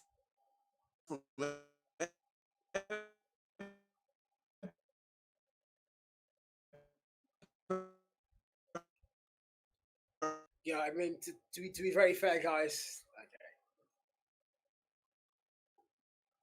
Yeah, for sure. We're gonna see how it goes, bro. Something slipped out of Black Matter's mouth there. If you guys noticed, he called the players characters. Mobile Legends analogy, bro. I caught you there, man. I caught you there. I caught you there. But again, Rusky, what a way. This is the lower bracket, man. I don't personally like to call it. I don't know if on GFX it's called losers bracket. That is wrong. I never call it losers bracket. It's called lower bracket. Oh, it is lower bracket. So Jerry thinks he's cooked. He thinks he has sense now. So it's mine now. He's switching to lower bracket because he wants to prove me wrong. But anyways, it is lower bracket there from Jared. So win the man. And of course, this is it, man. What better way to qualify for the upper bracket than a best of 5? It's a best of 5. Why not go to the very last map there? This is a fighting chance. Both sides, they have a chance at redemption here. And mind you, one team is going to be going home. So the loser here, the loser of the S&D, be it Krypto, be it Emperors, be it Jared, they're going to be going home. Man. I mean, you do know how that turned out, man. We have history, but then Emperors have changed history. Krypto can too. If they can do it, hey, Krypto can too. So we can't exactly rely on what happened in the first S&D to say, okay, look, it's gonna happen again. But to be fair, we did not see that coming. But then, I mean, so good to give them the benefit of the doubt. If you're Krypto, you want to change history. That's exactly what you want. You want to take that map 5. But if you're Emperors, well, it's your daybreak. It's your strong point. just repeat history, man. Just do what you've done before and make sure you get out of this lower bracket. And maybe, well, it was a good fight. The Kryptonians did put up a good fight for it. But then, I mean, may the best team win, man. May the best team win. And so that person that actually predicted correctly, well, bravo. I don't know if you see the future, but somehow that was not where we saw that going. And I'm pretty sure Carl as well, because I myself, I did not see them going to a map 5, but then that happened, and now we're here. So yeah, good luck to both teams to settle things out in the S&D. Yeah, for sure. And again, mind you, the games are still on round. After the first game ends, this best of 5, we are going to go against with Tanga, who are going to be facing either Nondescript or Lotus, depending on who wins their own table there. The match is also currently going on behind the scenes. So Nondescript and Lotus, whoever wins that goes forward to face Tanga on our game 2. And for our final game of the evening, it's going to be our upper finals, Nemesis versus Axium. And that, I'm very sure, is the game all of you are waiting for. I see a lot of you on chat asking, when is the Nemesis game? It's going to be immediately after game 2. That's going to be our final game of the evening. Save the best for last. So, hopefully, yeah, you guys don't go anywhere. Get your water, your popcorn, and, sit down. Enjoy the whole stream till we get to that final game. But again, we are loaded into the Mad Cop Tunisia, the place I love, the S&D, the Sniper Den, as we are about to start things off. It's a 5v5, it's Emperors, it's Krypto, and it's a chance at the next stage in the lower brackets. Let's go. Spotted. Yep, let's go indeed. Okay, round 1, we will start, and that's Emperors there. They will make sure that this will be the final map, because this is, and they will have to play like their life depends on it, like their gameplay depends on it, because it does. And no members found yet. I mean, to be fair, try for the wall bang, but no, just trying to check the surroundings here, checking the corners perhaps. But then Geo now, we can tell both teams just playing it safe. I mean, I know everything is unstable, but I didn't expect this level of caution, and that will not be what a man will take, as one member will go down on the side of Krypto. Now another falls. Mieso Emperor showing absolute dominance, but Dizzy falls from Nino Pro, taking out a great pickup there by Scrap. That's who you want to take out if you're Krypto, because that man has been an absolute menace when it comes to the S&D and the hard point as well. We saw the performance start, but then Krypto now 2v3. They've taken out one. Splash goes down 2v3. The numbers now in the favor of Emperors, but so far so good. You can tell now slides in, takes him out. Siggy gets the kill. Machine Pistol does it and gets another scrap pool for Emperors, still showing dominance. Perhaps a great start. We saw them at S&D last time. That was in firing range, if I'm not mistaken. And they did come. They started off with the very first round 1, and man, they went all the way to win the whole thing. So if you're Krypto, this is not a good sign. This is not a good sign. It's not a good showing. You don't want to let that happen. You've lost the first round. You need to wake up now. You need to save Krypton. You can't let Krypton be demolished by the Nigerian Kings. And now Emperor so far, the very first round unlocked in 5v5. Here we go again. J John, the bomb in hand for the man, but now kills to find the very first kill. No, he doesn't find the kill. And how? He's going to get shot down. What in God's name is that? He falls. He saw the man first. He shot 10,000 bullets, but not a single one landed. And again, it's a 3v5. Emperors are going to lose numbers against all odds. And now Pro finally able to get their first kill. Yep, that's a very great start there. But then one member left for the side of Emperors. Like, oh, yeah. Of course. I can go and say that because this girls will descend, and that's another round taken by the side of Krypto. I mean, look at that shot, man. Oh, how do you miss that much? Ow! You missed that much. I mean, even Jerry can do better at that point, man. Exactly. We will get straight to round 3, guys. And the bomb, mind you, has to be planted on the side of Krypto, though. That's J John there with the bomb, and he will start off nicely here. Splash, the numbers still being preserved. I understand one member will go. Oh my goodness, numbers dropping. Mandizi finding in no pro, another person being targeted. And I think I understand the strat here, man. They're trying to take out the top gunners on the side of each team here. They're waiting for the man pop out there. Still missing out here. They'll dive in there. Outplayed, out corner. Check your corners. Oh my goodness, go melee here. But no, they will give him distance. Switch back to the gunfights. Oh, I'll play, but the 2-on-1 fight, man, Ziggy will fall. But I gotta give props to the man. He did try his best there. He wanted to use the melee there. That was quite a bold move. 3v2 now. Splash on the Tundra, waiting for the chance. Perhaps trying to close in here. And they will hold their position so far. Perhaps he might walk into him. Check your corners. That's gonna be important. Check your corners. Yes, he does. splash balls. But now we're trying to get another one on the reload. Nearly get caught reloading. Last man standing here. Check your corners, kill switch. Breaker, the only one left for the team. Now catch him Browning, and you will outplay him. Kill switch, absolutely a menace. Still getting that round for Emperors. Bomb spotted. 2-1, but I don't know what Breaker was doing there. I mean, you saw the man walk that way. You should have known to slide in. I mean, it's the most basic codm rule. Even I am a caster. I'm not a pro player, but I know to slide in if I'm taking corners. You don't just walk into corners with pre-aiming. It doesn't work like that. It never does. There's no pro player on earth that can tell me that they don't know you're meant to slide if you're going to pick a corner. I mean, it's the most basic thing to do. You either slide or you jump pick. You don't walk into it. I don't know what the hell that was, but that was terribly bad. And now round 4 low today, the Krypto are going to lose that round there. 2-1. First kill goes to John. 6 kill switch out. It's very vital kill now. Emperors don't have numbers, so this might be where we're going to see things get tied up. Snipers don't have them. And oh my god, scrap! Finds one more kill. Splash goes down. There's a player holding top there, but now he's just going to fall as well. Mieso takes him down, and now just 2 more players in a 2v5. Now Gio left to get the clutch here. He's going to fall first. Ziggy in a 1v5 takes out Breaker. Can he get the ace? Yeah, can he get the ace? That's the big question here. And you can tell Krypto, I mean, so far so good. They don't have the numbers to match up Emperors, that is. And that's Krypto here, 1v4. Then anyone, oh yeah, of course, yeah. As I go and say that, the guys discuss was about to descend, that Krypto will get that round, and the scores are tied. You can tell if you're Krypto, you want to repeat history. You don't want to repeat history, rather. You want to make sure you settle things out here. And if you're Emperors, well, this was supposed to be a domain. So yeah, 2 back-to-back rounds taken, and Krypto will take some more for themselves as well, tying things up. And now we'll get straight into the round 5, and zigging out with the Tundra, 5v5, number still preserved, and both teams agitated, but still playing it safe, not letting the pressure get to you there. And Gio might want to check your corners, and both teams will hold out here. You can tell the strategy there of Krypto, sending one man out, then the nades are going to come in. The 2 members will fall. Pro picks up 1, Gio will fall as well. It's a 1-for-2 trade there. And 3-4 Krypto left, 4 for Emperors. Starting to look good for them. Now sees the man, takes him out. Scrap finds the kill onto Pro. Great person to take out. And a great chance for Krypto now. 3v3. Numbers are tied. But so far so good. You can tell Scrap holding in line. Breaker as well. The bomber still not being planted by J. John. But so far, you can see the map here. You can see, okay, picks up one person's gonna fall. And Breaker here, 3v2. They have a chance, Krypto, to take this game. A kill switch still alive. So if anyone can make that clutch, it's him. Scrap still around. Breaker as well. Now the bomb's gonna be planted here. Kill switch.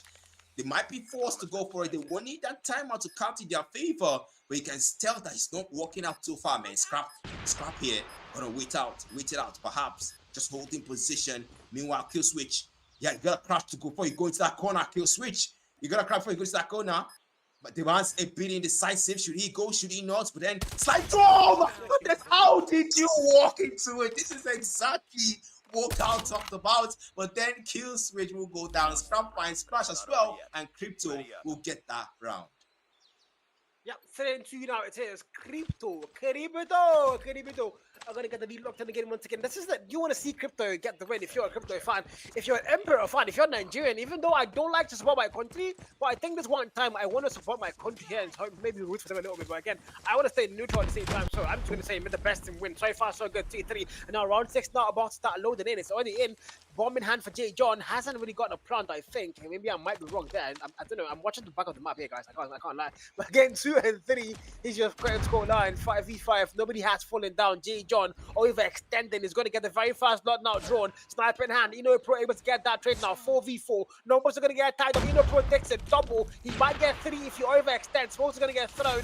Maybe a little confusion now to come to Splash with the flag. He's going to be a shot down. Ziggy now for the trade. And it's a 3v1 breaker. And all the players in blue are B. Breaker is at A, and the bomb is in the mid map there. Actually, towards the A bomb side. So he's now going to recycle all the way towards B. Go and get the bomb picked up. Go and get the plant, or maybe get all 3 kills. Is it likely? Black, is it likely?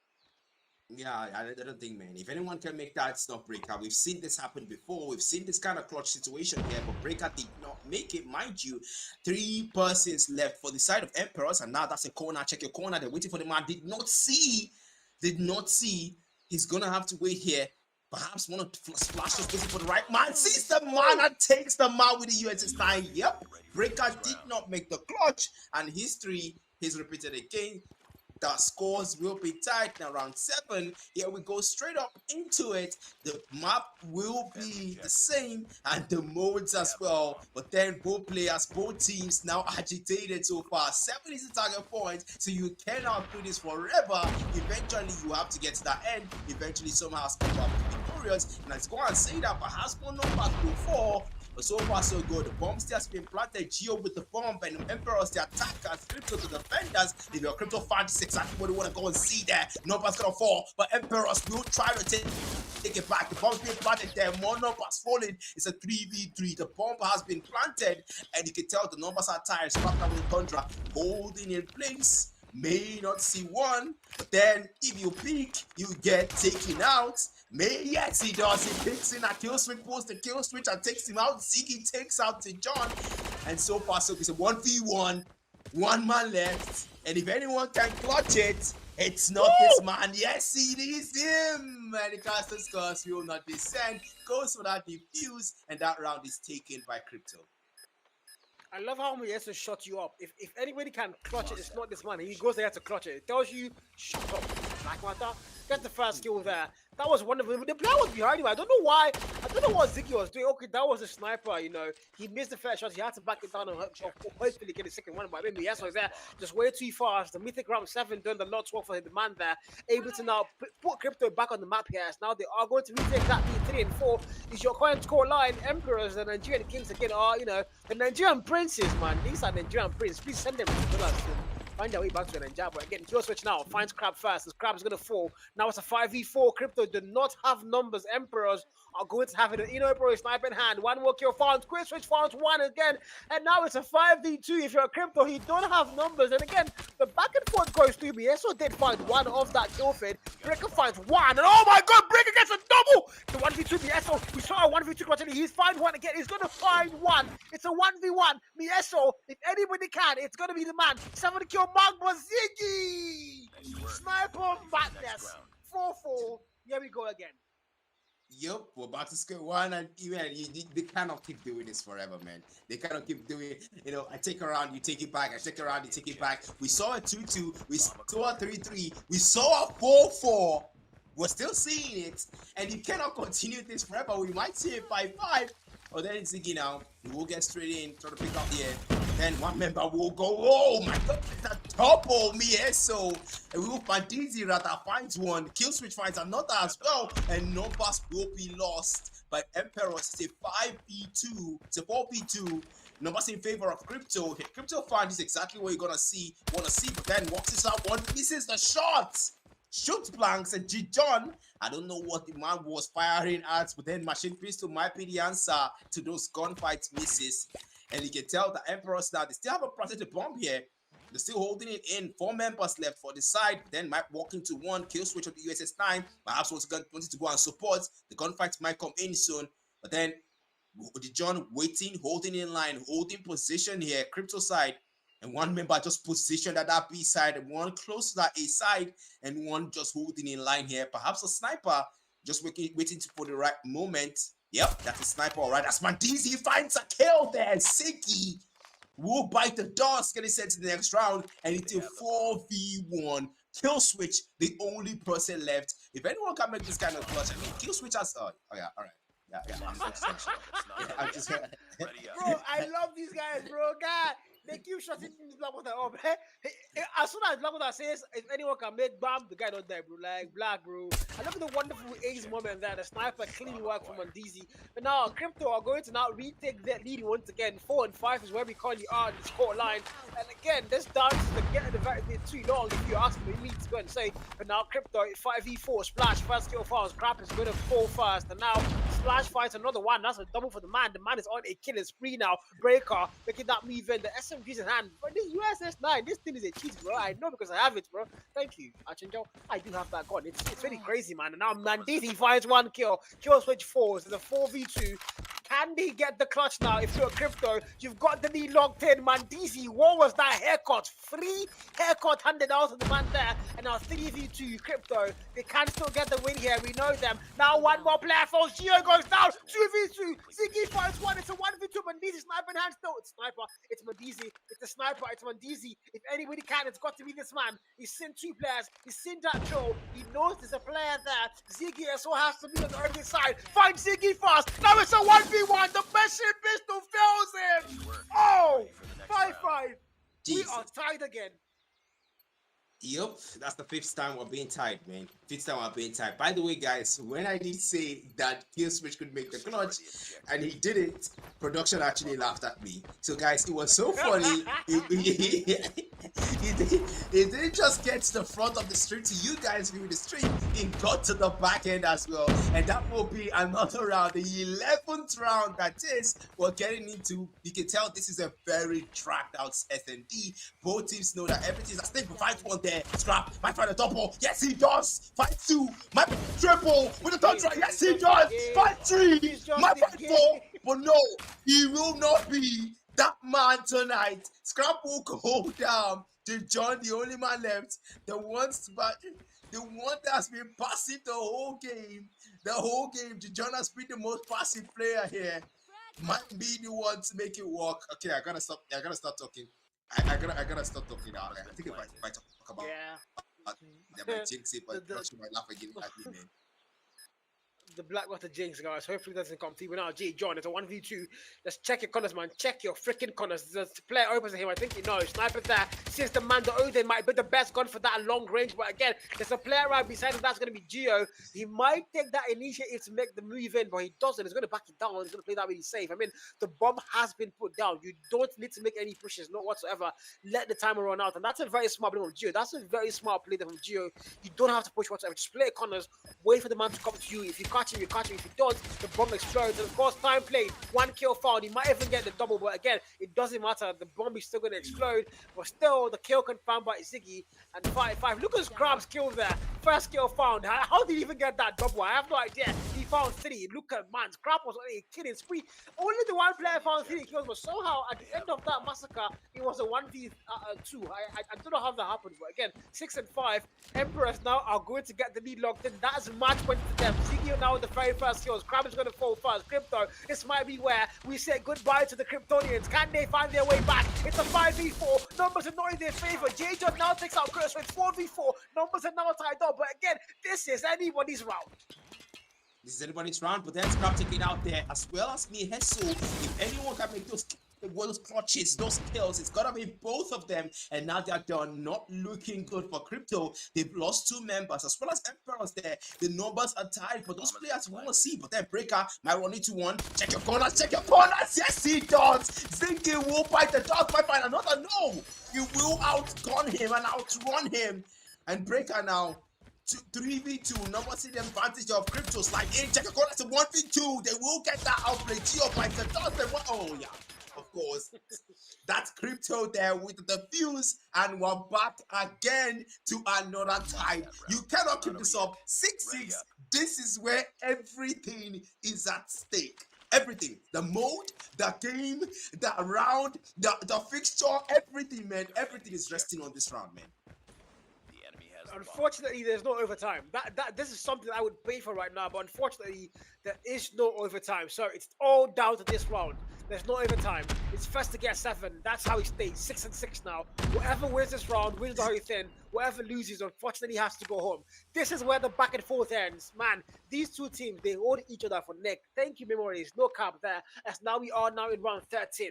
Both sides. Nobody overextended. They are now playing safe. Nobody can afford to lose it here. It's 6 and 6. Neck and neck. Tied up. Literally yin and yang. Push and pull. Now the first one has still not come through. The bomb has not been put down for J. John. We see them now all scattered around the map. You see, there's 3 players all the way now for the A2. Actually, Snipers don't have found. Ziggy might have actually got a wall bang there, I swear. If he tries the wall bang, bro, try the wall bang. Try, just try. There's 2 players there, but he's gonna have no idea. If that was Rin is the wall bang king. If I try, I'm gonna lie. So far, 5v5 and Black. What are we watching? What are we watching, man? The bomb still has been planted. You can tell both teams just being cautious as they can because they know that every number they need is gonna work out in this game for them. They have to preserve it by any means necessary. No one's willing to come out.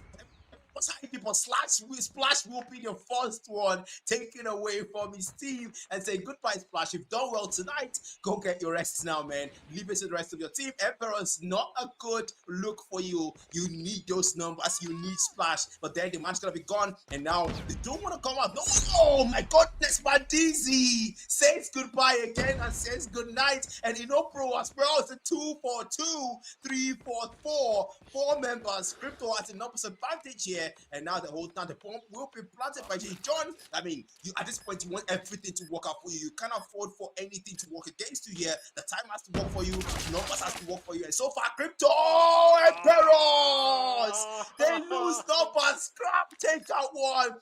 4v1. Ziggy the only man left. Don't drop the weapon and yet they fix up one. Wall assist comes through, and now the only one left is the lifeline. The last man standing, the last hope for Emperors to take this fixture home. Now might see the man there, might find the double. Bro on the left, check your corners. Ziggy! Oh my goodness. Man. Bro, I am low-key going to cry. I mean, personally, I am not a fan of these two teams. I don't know them, honestly. But this was way too good. Both teams deserve to be in the grand finals. That's what I think. Personally, both teams here, man, they were just too good. The skill level was insane. My God, this was fantastic. Call of Duty Mobile esports. Ultimately, they both deserve to be in this grand finals. But man, Emperors, proper showing, proper team. But unfortunately, the final round there is going to go in favor of Krypto. And one lie, Jerry, if you say it by my ear, we slap you, bro.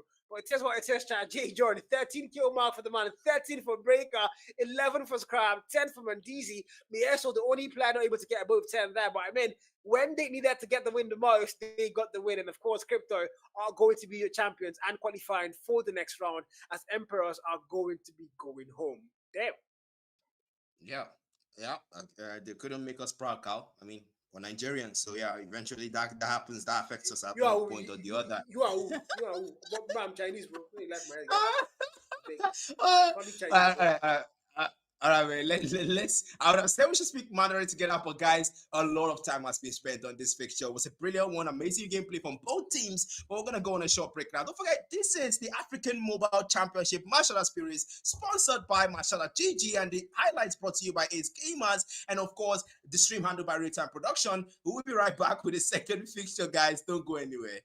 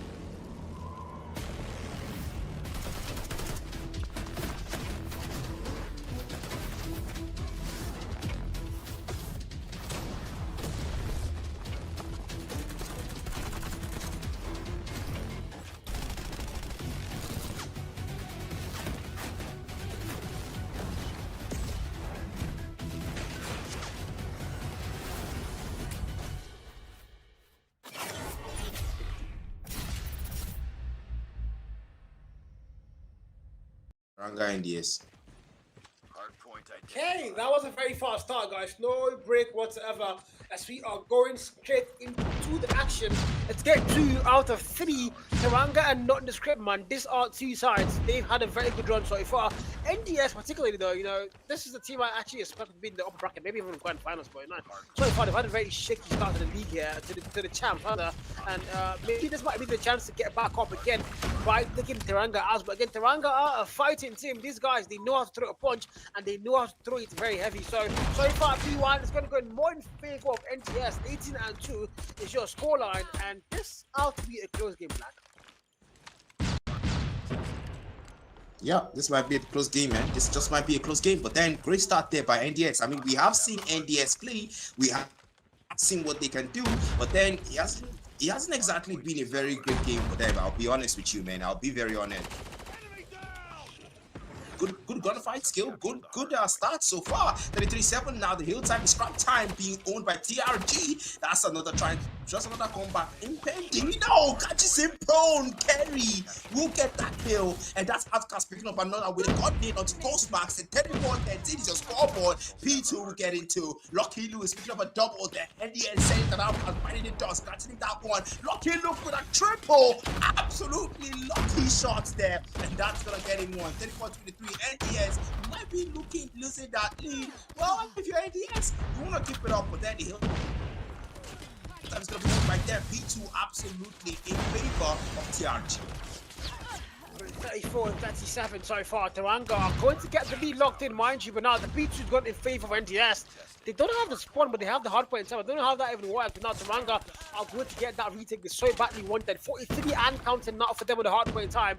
About to get above the 50-point mark. And now NDS, though, so far, they've had again a shaky start. This is one thing about NDS, man. They have some of the best players in Africa. Literally, they have 3. They have Oscars. These are, in my opinion, T1 players who literally can't compete with the world champs. And again, so far, they've not been able to carry the team to the highest team points because, you know, they are going to need a lot of help, and I just don't know. The team chemistry so far has not been it the whole season, and right now Tanga are going to get that lead locked in. They're showing again what we're talking about there. As now 3-3 once start counting, NDS are going to get there first, so hopefully this is where they go and retake that lead and maybe even go and for the extent ends in their favor. Now Spyro comes to Outcast. First kill might be found. Yes, it does. Finds a double, and now 3 players fall to the man. Again, oh my god, another double there.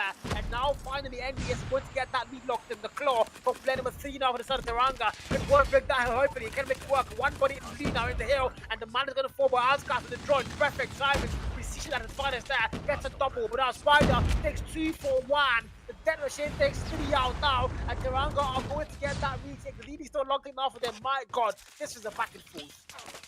This is back and forth indeed. 73-59 without heal time. The scrap time owned by TRG. And they will hold it and keep it that way. Now TRG with the coordinate finds one, and that's it as well. Carry as well. System 577. The scrap time owned by NDS. And TRG finding one with the machine pins to Outcast there. Getting on to Sado.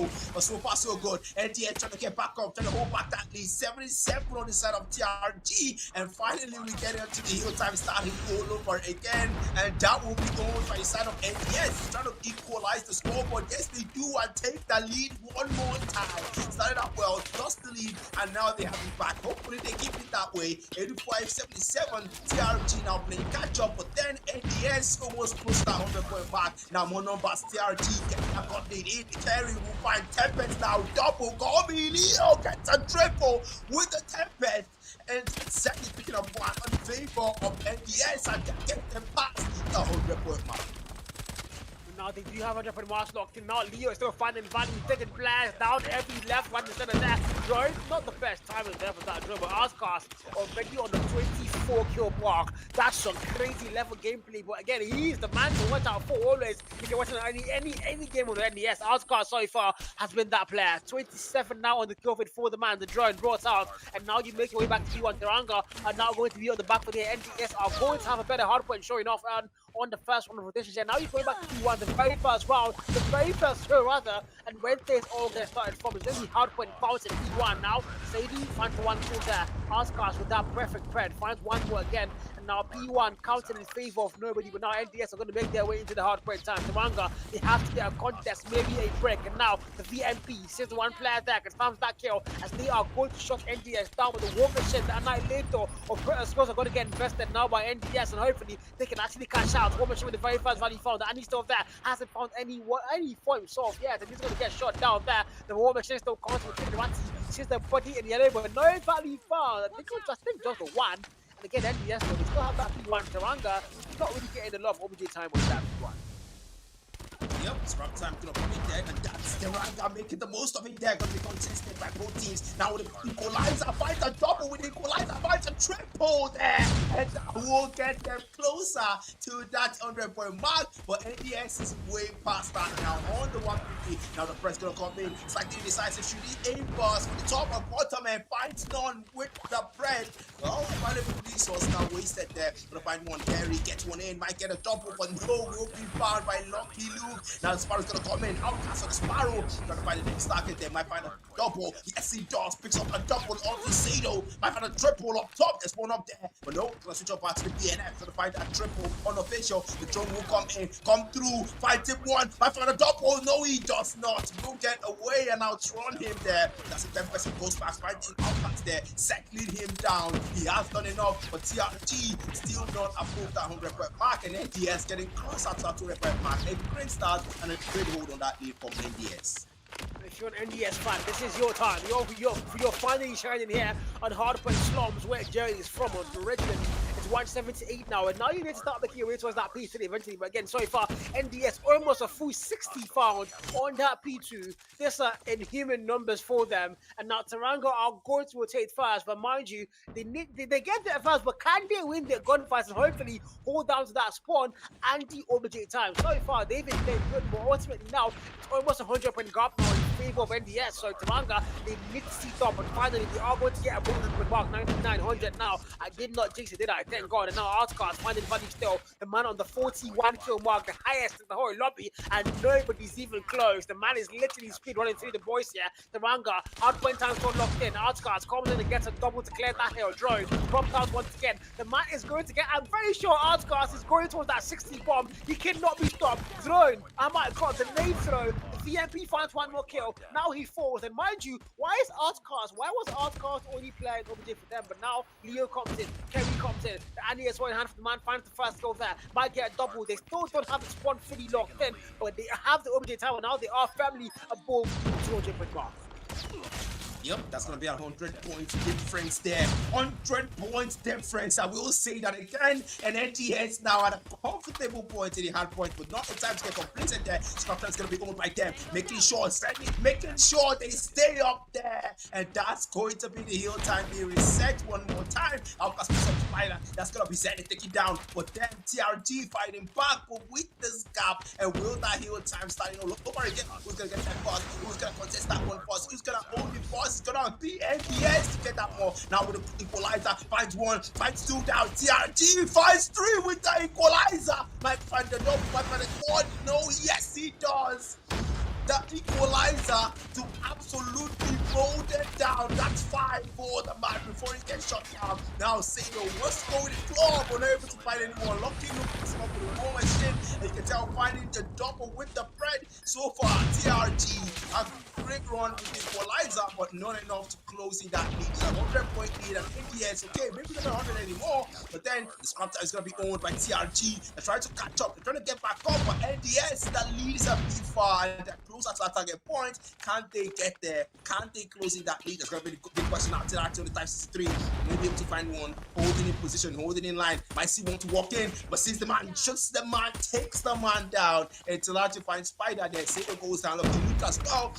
And yes, the whole time's gonna reset. Who's gonna get that first? Now it's gonna be them. They're gonna take it down. More numbers now. Take it down. And they're getting even closer to taking point mark. 229 now. 143 to scoreboard. 20 round score left. And the whole time is gonna be their favor so far. TRG not anywhere closer to that 200-point mark. Not anywhere near only that whole time. They're going to be prevented from doing that by Outcast Sparrow picking up double. Sado now taking him down. Shut him down. The whole time is gonna be contested there. Scrap time. Almost coming in here, half-minute mark, but so far so good. TRG, they're still playing catch up the whole game. 242, 8 more points now to score. They can actually end things of that P1, but I don't know why they're delaying the whole thing. Now, 345, Intermission comes to the spider now. Might be able to get a break. This very badly need. 1 kill found and no value ultimately for the man as NDS are going to close things off there. 250 and 145 is going to be a final score and nondescript, man. Again, I might have spoken a lot too soon on the game here.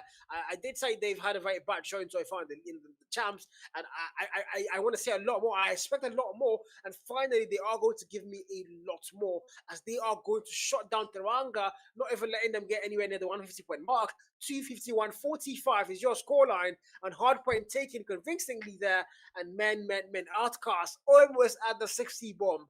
57 kills, 26 stats. That's surely above 2 point KD.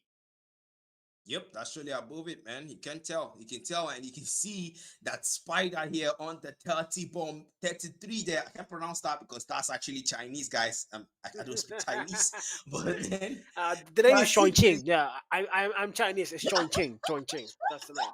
I'm not laughing at you. That's the name. Sean Ching. Yeah. You're welcome. Oh my goodness.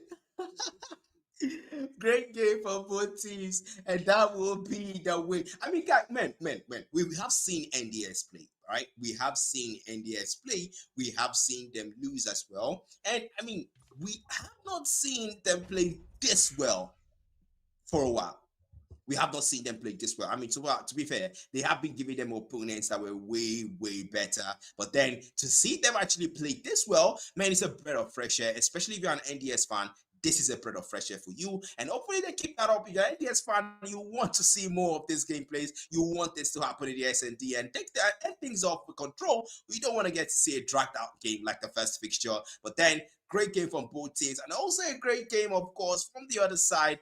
I mean, Tilarty, Outcast, those guys were absolute menace, especially Outcast there, as well as TRG. You know, they had a good run in the early parts of that, hard points, but it just wasn't in their favor. The lead was just too much, man. 100-point lead. Jesus.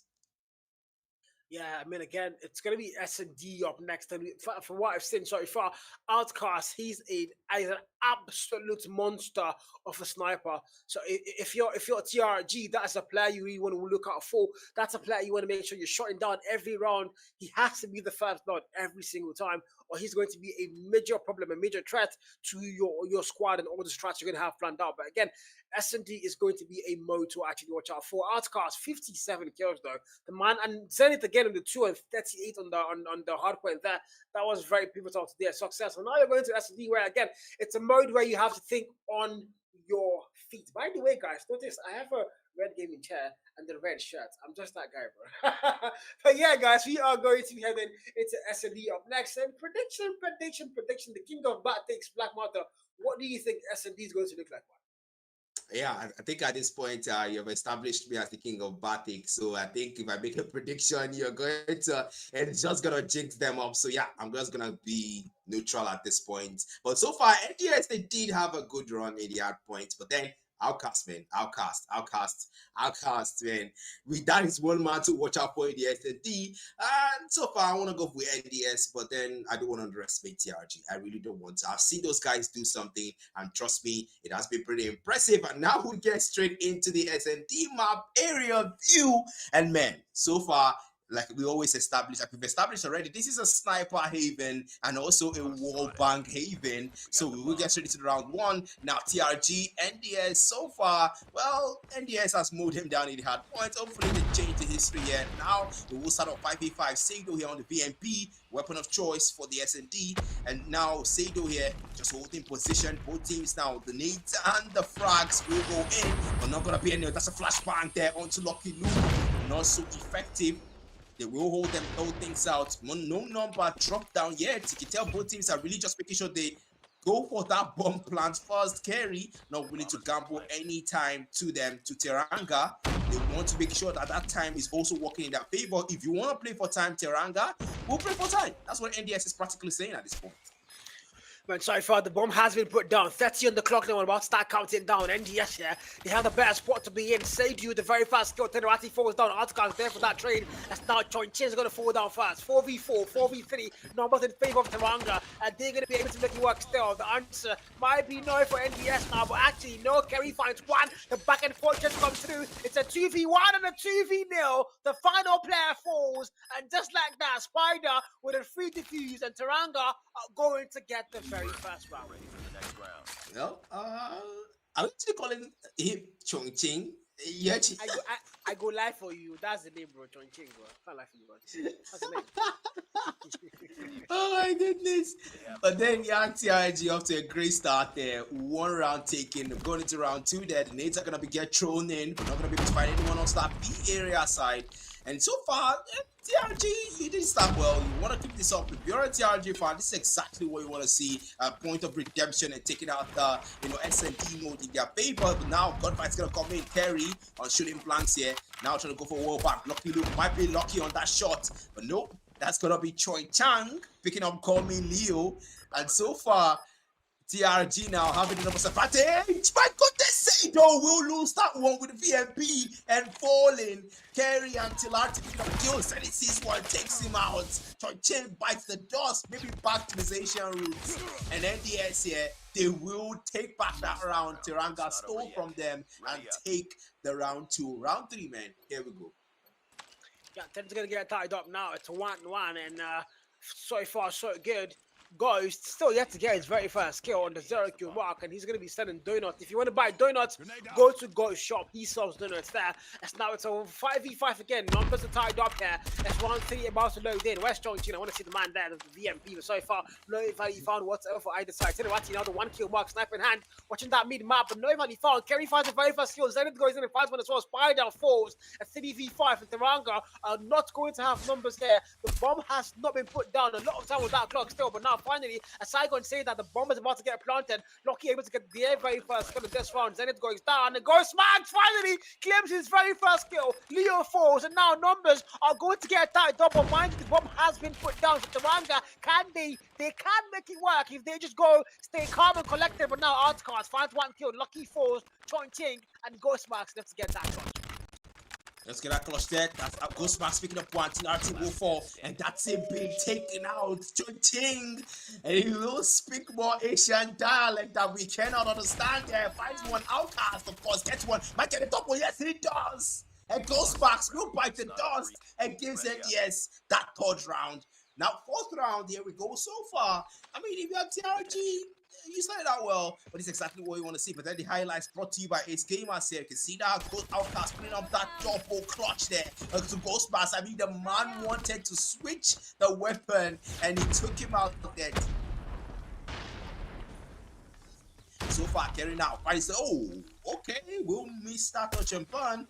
And that's a golden opportunity missed by Kerry there. So far with the Thundra here, holding position now. 1 man down. 4v5. NDS don't have any numbers advantage, but then we have seen them take 2 back-to-back rounds. If anyone can make the walk, it's them. So far, great start at the hard point and great center S&D. So far, so good. Lucky Luke here might go for a wall bang. Hopefully, might be lucky with that. But then, so far, so good. Both teams just holding in place. And if you're NDS, you don't want to make any unnecessary moves. You need to stop. So go and say that. One will go down. And that's Chongqing getting sent to his Asian roots again for the next round. And Kerry and Outcast going down 2v4. Not a good look for them. NDS now, Tilarti and Zenith. If anyone can make this clutch, it's going to be both of them because they have been very exceptional when it comes to the gunfights. But then 2v4. So far, NDS holding in line now. The bomb still hasn't been planted. The timer will be going down. If you're TRG, you want to make sure you end things out. You have the numbers advantage. But then you can't afford to play with those guys. Outcast and Zenith, they're not to be messed with, man. Zenith there. 1 kill mark or 3 so far. Zenith on 2. The bomb now about to get picked up. 3 goes in fast, and that was a very close call.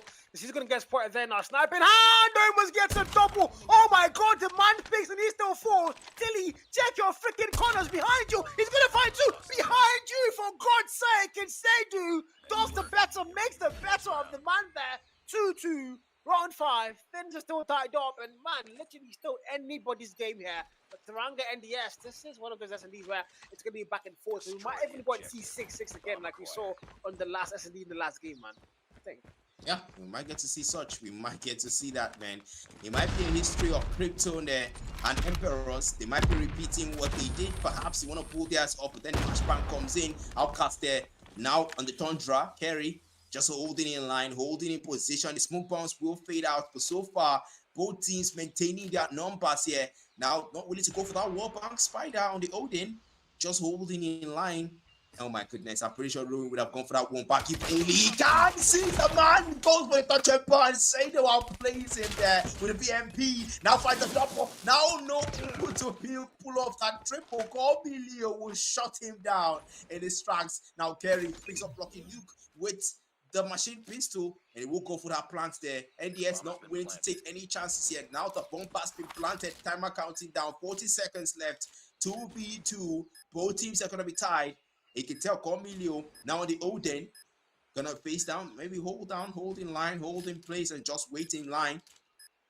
Doesn't see anyone yet. Both teams, they're being aware, checking their corners. That's what you should do in situations like this. The match round is tied 2-2. The numbers are tied 2-2. Oh, since the man takes him out, that's one down.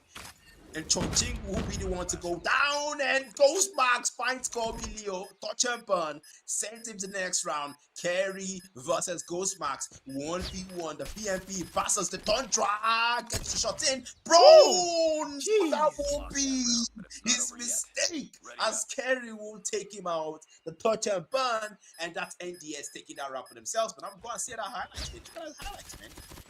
Look at that quick score, man. That was the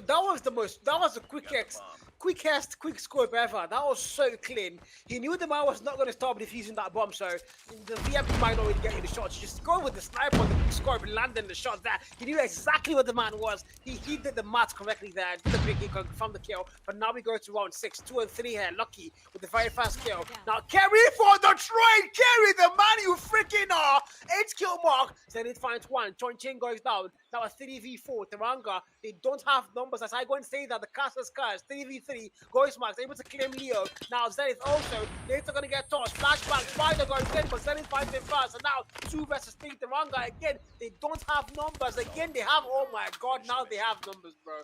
2v1. Kerry, let's get that clutch. If anybody can, it's got to be this man. Yep.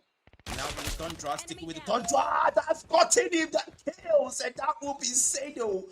He finds, and so far so good. Production will exclaim at that kill in the back end. And so far, Kerry here, just holding in line, goes for the defuse. He goes for the defuse, but now TRG knows, Ghostmax knows his position there, goes for the defuse. But so far, the plants rather, I will go for the plants rather. They fights it! Ow! Ow! Oh! Oh! How? Man, that's low-key painful. And now Ghostmax strolling. He's gonna have a little fun there with the bomb defuse, but again, ultimately does it through. 3 and 3, man. They're gonna get tied up. Man, 2 back and forth, but I mean, look. I don't know how Kerry got his first snap again. Look at that with the ace moment here for Kerry. Don't know how he got it, but like, whew, that was sweaty as well. But again, 3 and 3 now. Things are gonna get tied up, and again, an S&D where we just have to go down, back and forth. Literally, the push and pull thing comes through. And now you're going to round 7, where again, if you're NDS so far, you've been able to complete a lot of times. Tanga, they've been able to get things back on par. And now the round 7 comes in. Snipers are gonna make a very vital role. Of course, it's him. The man Kerry, he's been absolutely phenomenal so far. Can he now again find the very first blood? The answer might be no. It's right now as well. Sniper in hand. 3 kill mark rather for the man all the way back at the B1 side there, looking for a value to be found, but nobody comes through. Then it's here. 5v5. This is going to be a very slow round. Yeah, we get to see that Krypto 4-4. We might see 4-4. That number's being picked. Lucky Luke and Ghostmax, and he sent to next round. And that's Cornelio picking up now. He will. Chongqing gets found. Kerry picks up the kill. And that's Kerry that was don't drop. Looking for more. Machine pistol will be the weapon of choice. That slides in. It's the gunfight. But Sado outplays him. Outguns him. Oh my goodness. And that will be a 3-2. The numbers will no longer be tied. Tilarity, Outcast, and Zenith, the 3 main players here in line for NDS. If anyone can make this kind of thing work now, PMP, System Man with the backside, the gunfights will outplay him with the PMP and set it now. USS9, VMP on Sado. Weapon of choice is a 1v2 machine pistol, but Outcast snipes him down. And of course, I mean, it's Outcast, man. It's Outcast. Of course, it's Outcast, the man that had 57 hardpoint kills, and now S&D so far already on the 8 kill mark. Kerry, although outshining him a little bit now, but again, they are teammates, it doesn't matter. Ultimately, the goal is to get the win. And so far, 34, NDS have the lead here towards that win, and this might be where they go and double their lead on the series, make it 2-0. But again, Tanga, they can't be letting that happen. They want Titan up and force them up 4, and potentially maybe even them up 5. Again, now 5v5 so far. Nobody has gone down. First kill comes through Outcast. The god himself goes and finds one. Now he has to go through. The boys in blue are going to come through that door. I think he knows. Sees the man jump, confirms the kill double. Might get a triple. Of course, Outcast gets a triple, but now behind him, he might get 4. Trophy brought down. It's a 1v3, and Ghostmax right beside him. I don't think he knows, but now he does. Outcast, it's Marcus. No value found. Ghost in a very tight spot. Outcast outmoves him and confirms the kill. Outcast, the man you are. He's not a shot, though. I take that back. For 3-5, round 9. Here we go. NDS have the lead now. Solidly locked in. Solidly locked in. I just hope the cast discuss is not going to descend on them, man. But then we will get straight into round 9 here. And that's Lucky looking out. The nades are going to be thrown in. We're not going to be able to find it. I haven't exactly had much luck with those nades shows. But man, hey, I mean, if it works, it works. If it doesn't work, you let it be. You keep trying it. Next time, Lucky Luke picking up 1. Call me Leo. Get to the next round. And that's the numbers advantage got into by Teranga. 5v4 now. The bomb hasn't been planted here by Chongqing. It's gonna be the one with the bomb. Outcast picks up Ghostmax there. VMP on Sado still with that weapon of choice. And I mean, so far so good. You can tell now. Outcast shooting the bomb. Go for the wall. Oh yeah, gets outplayed, and that carry with the Tundra. It's a 4v3 now. Now Tundra on carry, holding it in. Zenith finds one. Sado will go down. It's a 3v3. The gunfight, it doesn't see the man on the corner. But Zenith will be able to get away easily. Lucky Luke, not lucky with that shot. Will get taken out by Kerry. Out snipes him. And that's a 2-1. 2-2 rather. That's and Kerry lost. If anyone can make this work, it's both of them. Kerry! With a touch and burn, finds one. That's one left. So I think the Asian, maybe he can make this one. It's a 2-point strategy. No, he can't. The machine pistol from Kerry takes him out. It's a 6-3. Yeah, that's a solidly locked in. That's solidly locked in lead, man. Bro, can somebody thought Kerry is just a game? It's not that deep. Well, it's just a game. Be calming down. They're not paying you $100 million, bro. The price for it's just $1K. Rest, relax. The man is doing too much here. I wouldn't even lie. And he's been, 14, 15 kills already on board for the man. He cannot be stopped. Kerry, the man to watch out for. Outcast on 13 as well. These 2 players. Did I just score $1K? Just me were broke. It's not just $1K, guys. It's a whole $1K, bro. Now I know why he's there. This, bro. It's a whole $1K. But now, guys, oh my God, 2v5. That's it. NDS, they might close things off here. Yeah, they might close things off here. That's the big question here. But then, can they do? Teranga might have something to say, but no, they can't. No, they can't. Tilarti will take out Sado, and that's 1 down. Okay, Chongqing might be making a statement. No, he's not. Call me Leo. We'll put him in his place, and that's the SND taken by NDS. I mean, if you're an NDS fan, this is exactly what you want to see. This is exactly what you like to see, and you also want to see control in favor of NDS. But if you're the fan of the opponent team, you want to make sure you get that map 5. And right now, with the way things stand, you're going to have to take their control, the hard point, and the S&D back to back. And with the way NDS has been playing, man, I don't see that happening, man. Yeah, the first game took us all the way to a map 5, and now so far game 2 looks like it's gonna be a map 3 because NDS so far hardpoint 1 easy peasy. S&D as well, man. This boy Kerry again, I don't know. Kerry has been the player to watch out for. The sniper doing the lot. Well, Outcast also able to get 15 kills. Outcast said, I not gonna let you get kills, bro. We go get the same number of kills. Outcast refused to let Kerry have the shine here, as they're both gonna get the equal number of kills, equal number of deaths as well. But Kerry only getting the 1 assist higher than Outcast. And of course, the same impact, 192, 192, and ultimately again, the boys in yellow, the boys off of nondescript are going to get the win. But again, there's no saying Tanga did not fight hard. 11 for Seidu. These guys put their all in, but ultimately, man, NGS are just a lot better, a lot more clinical, and that's going to be S&D taken by them. Because I want to tell NDS that it's just a game. Can I just tell? I mean, how sweaty? How sweaty can you get to get the exact same impact, exact same kills, exact same deaths? I mean, it's a competition for both of them at this point. I mean, they just want to do Goku Vegeta at this point. They just want to okay, look, you do this, I do it in return. Just ignore the game mode, ignore the competition. It's between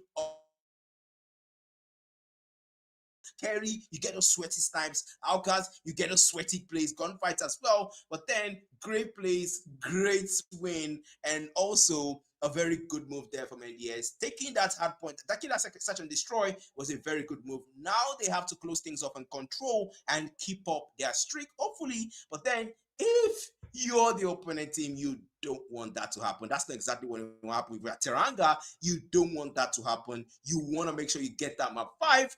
And somehow, maybe if there's a tinge of hope, if there's a tinge of luck in your favor, maybe Lady Luck is in your favor tonight and it's your night, you might get that back-to-back triple win. But then, I mean, Carl, man, to be fair, cast this guns aside. I don't think that's gonna happen, man. I don't think that's gonna happen. And I'm gonna drop the prediction before we get into the raid control. Yeah, I'm gonna align to the side of nondescript. But then, I mean, with the way things have been going so far, man, I think that's where you're gonna go for as well, man. Yeah, I'm going to stay neutral because, again, I've said NDS, they are clinical. But again, Tanga, again, this is a lower bracket, you know. This is literally lower bracket, you know. And it's not going to come down to there's a lot of things I actually think about. Here. But again, this is it, the lower bracket. And if you lose, you're out. So I think Tanga, they have to find the way back. But more 5 players are falling instantly there, guys. 25 v 29. And look at those numbers going sway. But Tanga are going to lose a lot more of that. That's now the B flag capture. 2 picks now locked in by NGS. 1 more to go. Last time they favor. And NGS are starting strong on control round 1.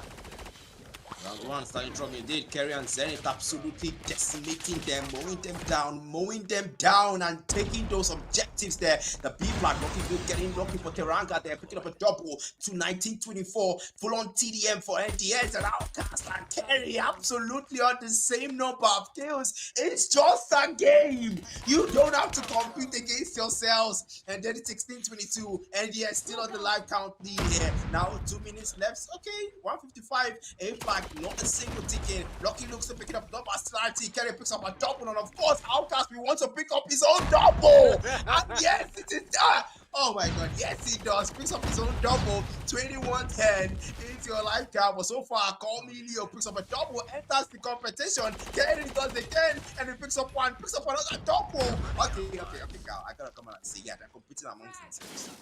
I mean, 19 v5. The lives are so not close. Life has not been fair. Tanga has it now in control round 1.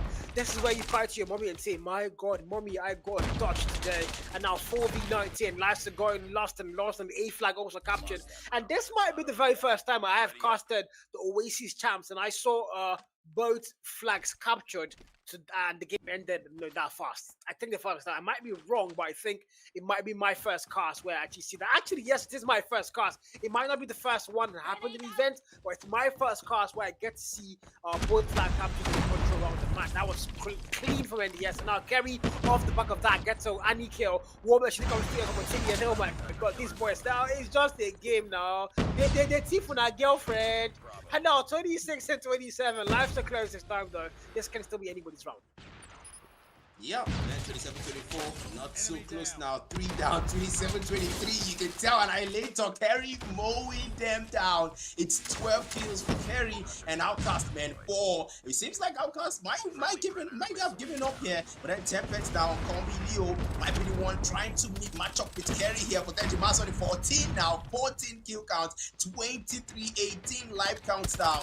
And NDS, you can tell they're trying to go for that B flag capture, but they're not making it any easier on them. They will lose that second take now. Sadio comes in with the ball, finds a double. Kerry will shut him down real quick and says, no, bro, this is not an opponent game. This is a competition between us and the S players. 1914. The B flag only one tick locked in so far. You can tell the time has counted down.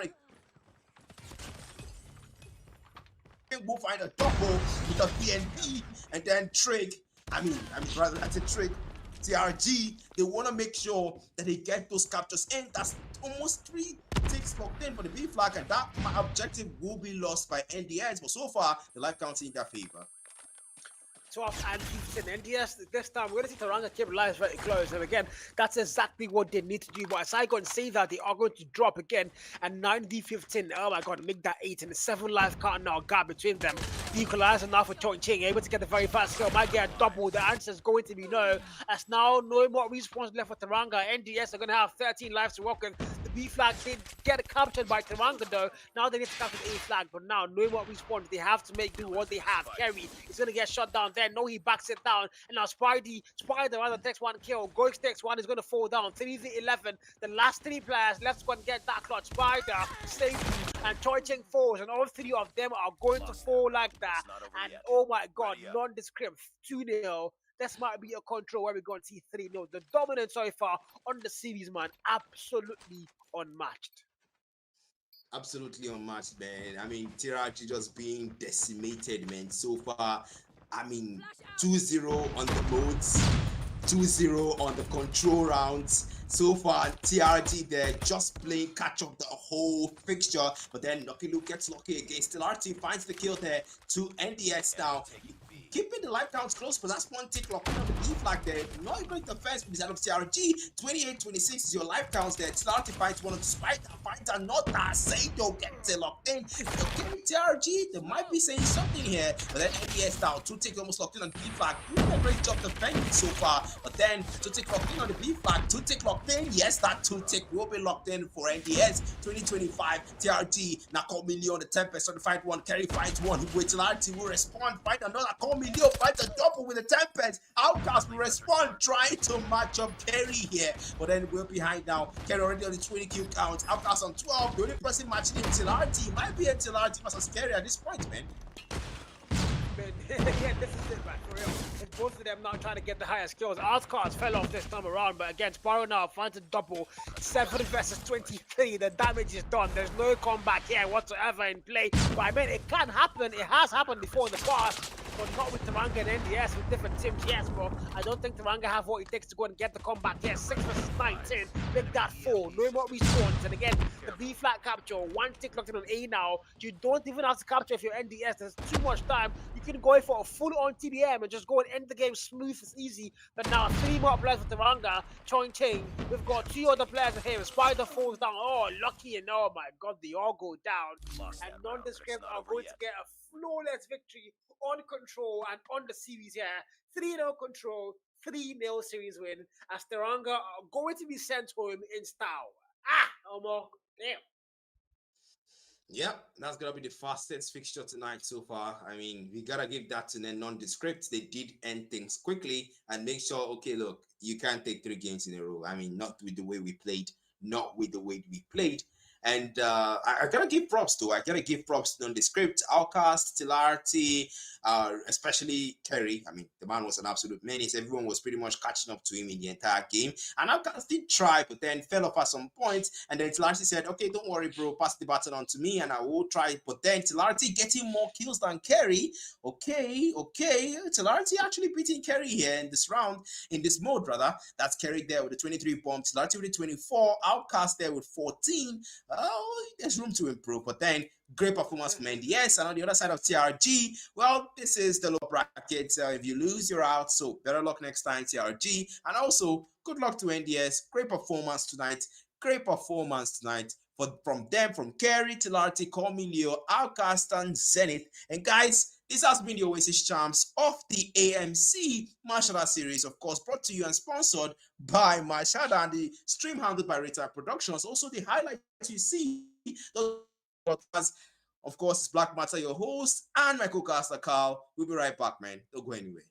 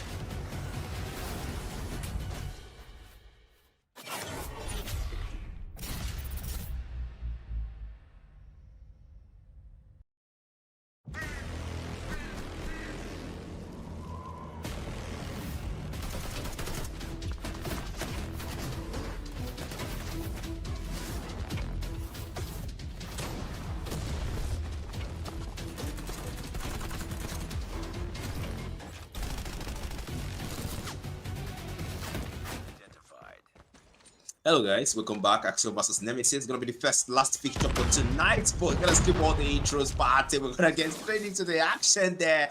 2 members down already there, already great stuff on the side of Nemesis. Of course it's them. They gotta start off good here. 6-0, the lead belonging to them, but AXM are no slouch when it comes to that catch-up. They will get more, equalize and take that lead there. Okay, not taking the lead just yet. The hard points to contested easy by 2-piece there, and more will be found with that Ram 7 Ducky now on the machine pistol. Now Nemesis not willing to let AXM take that lead. 11-6 is your scoreboard. Yeah, so far so good. If you're Nemesis, I mean, this guy should sit there and play the league the past couple of days, and they've been terrorists, guys. They terrorize everybody they go across. And I mean, now they have a chance to go do that again against Axium. Against Axium as well, these guys have been excellent. They've been one of those series you actually want to watch out for in the whole event. They've been clean cards through, and now they get a chance to prove that against a team like Nemesis, who again also have a very impressive record so far. Only 2 maps dropped in the whole league for Nemesis. I mean, man, this is a very clear game so far. And again, Axium are going to get that lead locked in towards that 3-2, and Nemesis now are going to be the ones trying to get their full standard. But again, who is going to get their first answer? It's going to be Nemesis. They have the spawn in hand, but you can see Axium trying to go and break that spawn. Prince going through, but he's going to get shot down. The back and forth just come through, but ultimately Nemesis are still not. Oh my god, spawns have been flipped. So far so good. Yeah, so far so good. 40-28, you can tell that this lead here belonging to Nemesis, and so far Hill Time is going to be owned by them. And I don't see Axiom.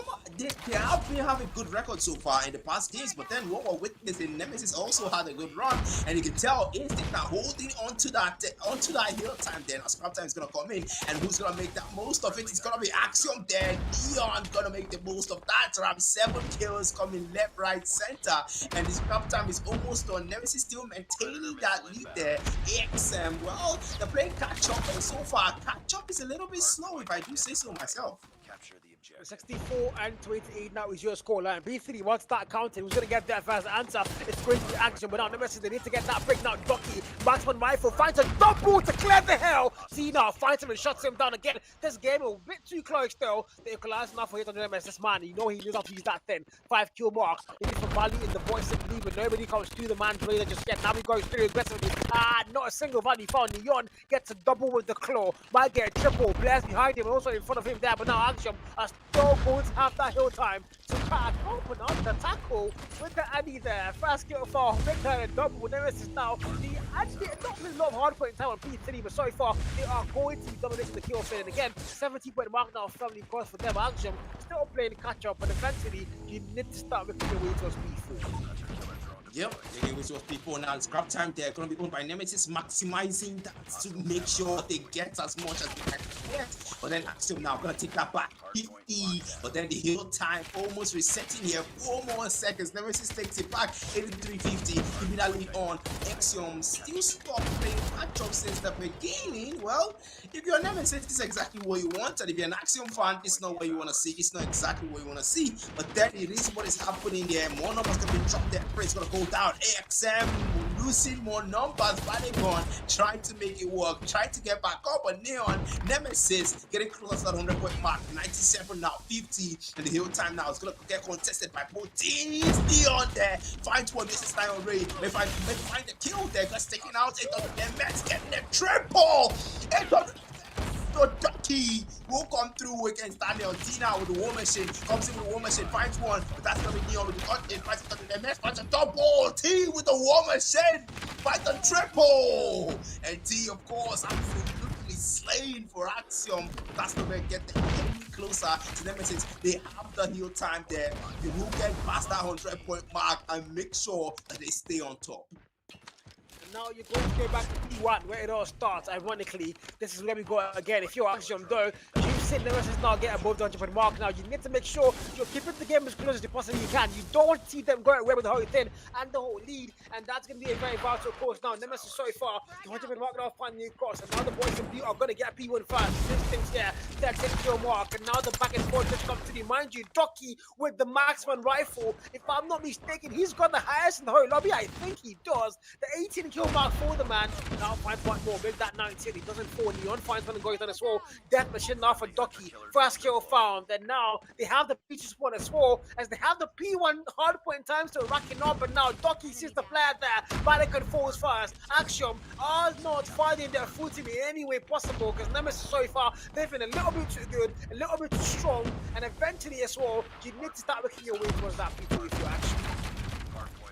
Yep, and that's exactly what they're gonna own now. 15 seconds scrap time to the commit there. Barricade will fall, Prince will fall. Not exactly a good time to lose now, but if you're Axiom, but that's exactly what's gonna be happening here. You're gonna get more numbers in your favor to 137, trying to get close to that 100-point mark, and maybe give Nemesis a run for their money and contest against them. But with that being said, the hill will be locked in. We're gonna get back to that P2 one more time, and then Barricade here, or the machine pistol, gonna try to go in there to find one. Barricade finds one, Rainbow bite the dust. That's gonna be one kill. Chris down there, and Annihilator might find a double, or maybe find even one. We're gonna start with one T, finding a double there. He's still struggling with the Annihilator. It comes in with a equalizer. Might want to get more for AXM. The hill time's owned by them, but that's only one found. And Neon taking that one with Daniel. AXM in the process of 20 mark 94, 140. Nemesis keeping that lead locked in, but T will find a double. The hill time's still owned by AXM, and Nemesis also maintaining that lead on their end. Let's find the hill being owned by us.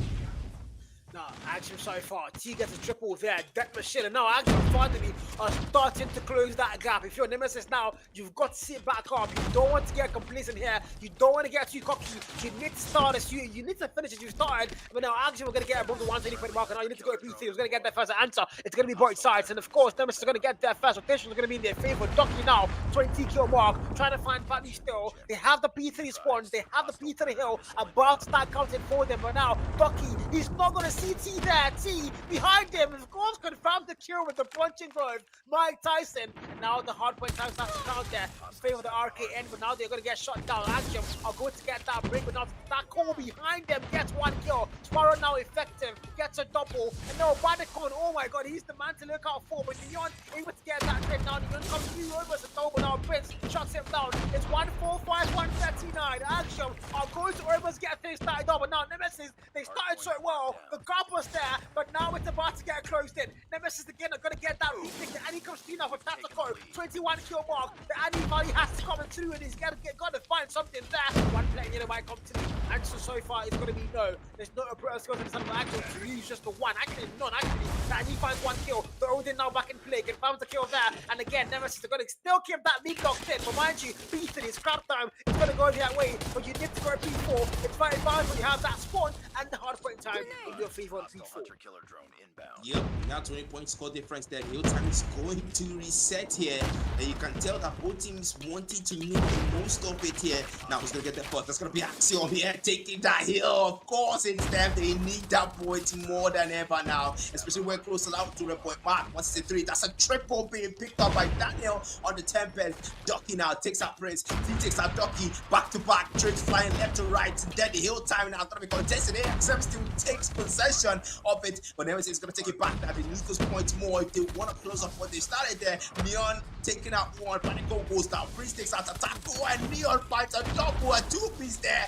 My friend has been cool. Daniel fights a double, two-piece T takes out Ray. 166, Axiom takes back that lead. They only need that point, and the scrap is going to come in. Axiom making the most of that heal time, making the most of the scrap time, and making the most of the superior skills, and making sure that they get closer and get that 20-point back first. But yes, Nemesis might have more to say for that.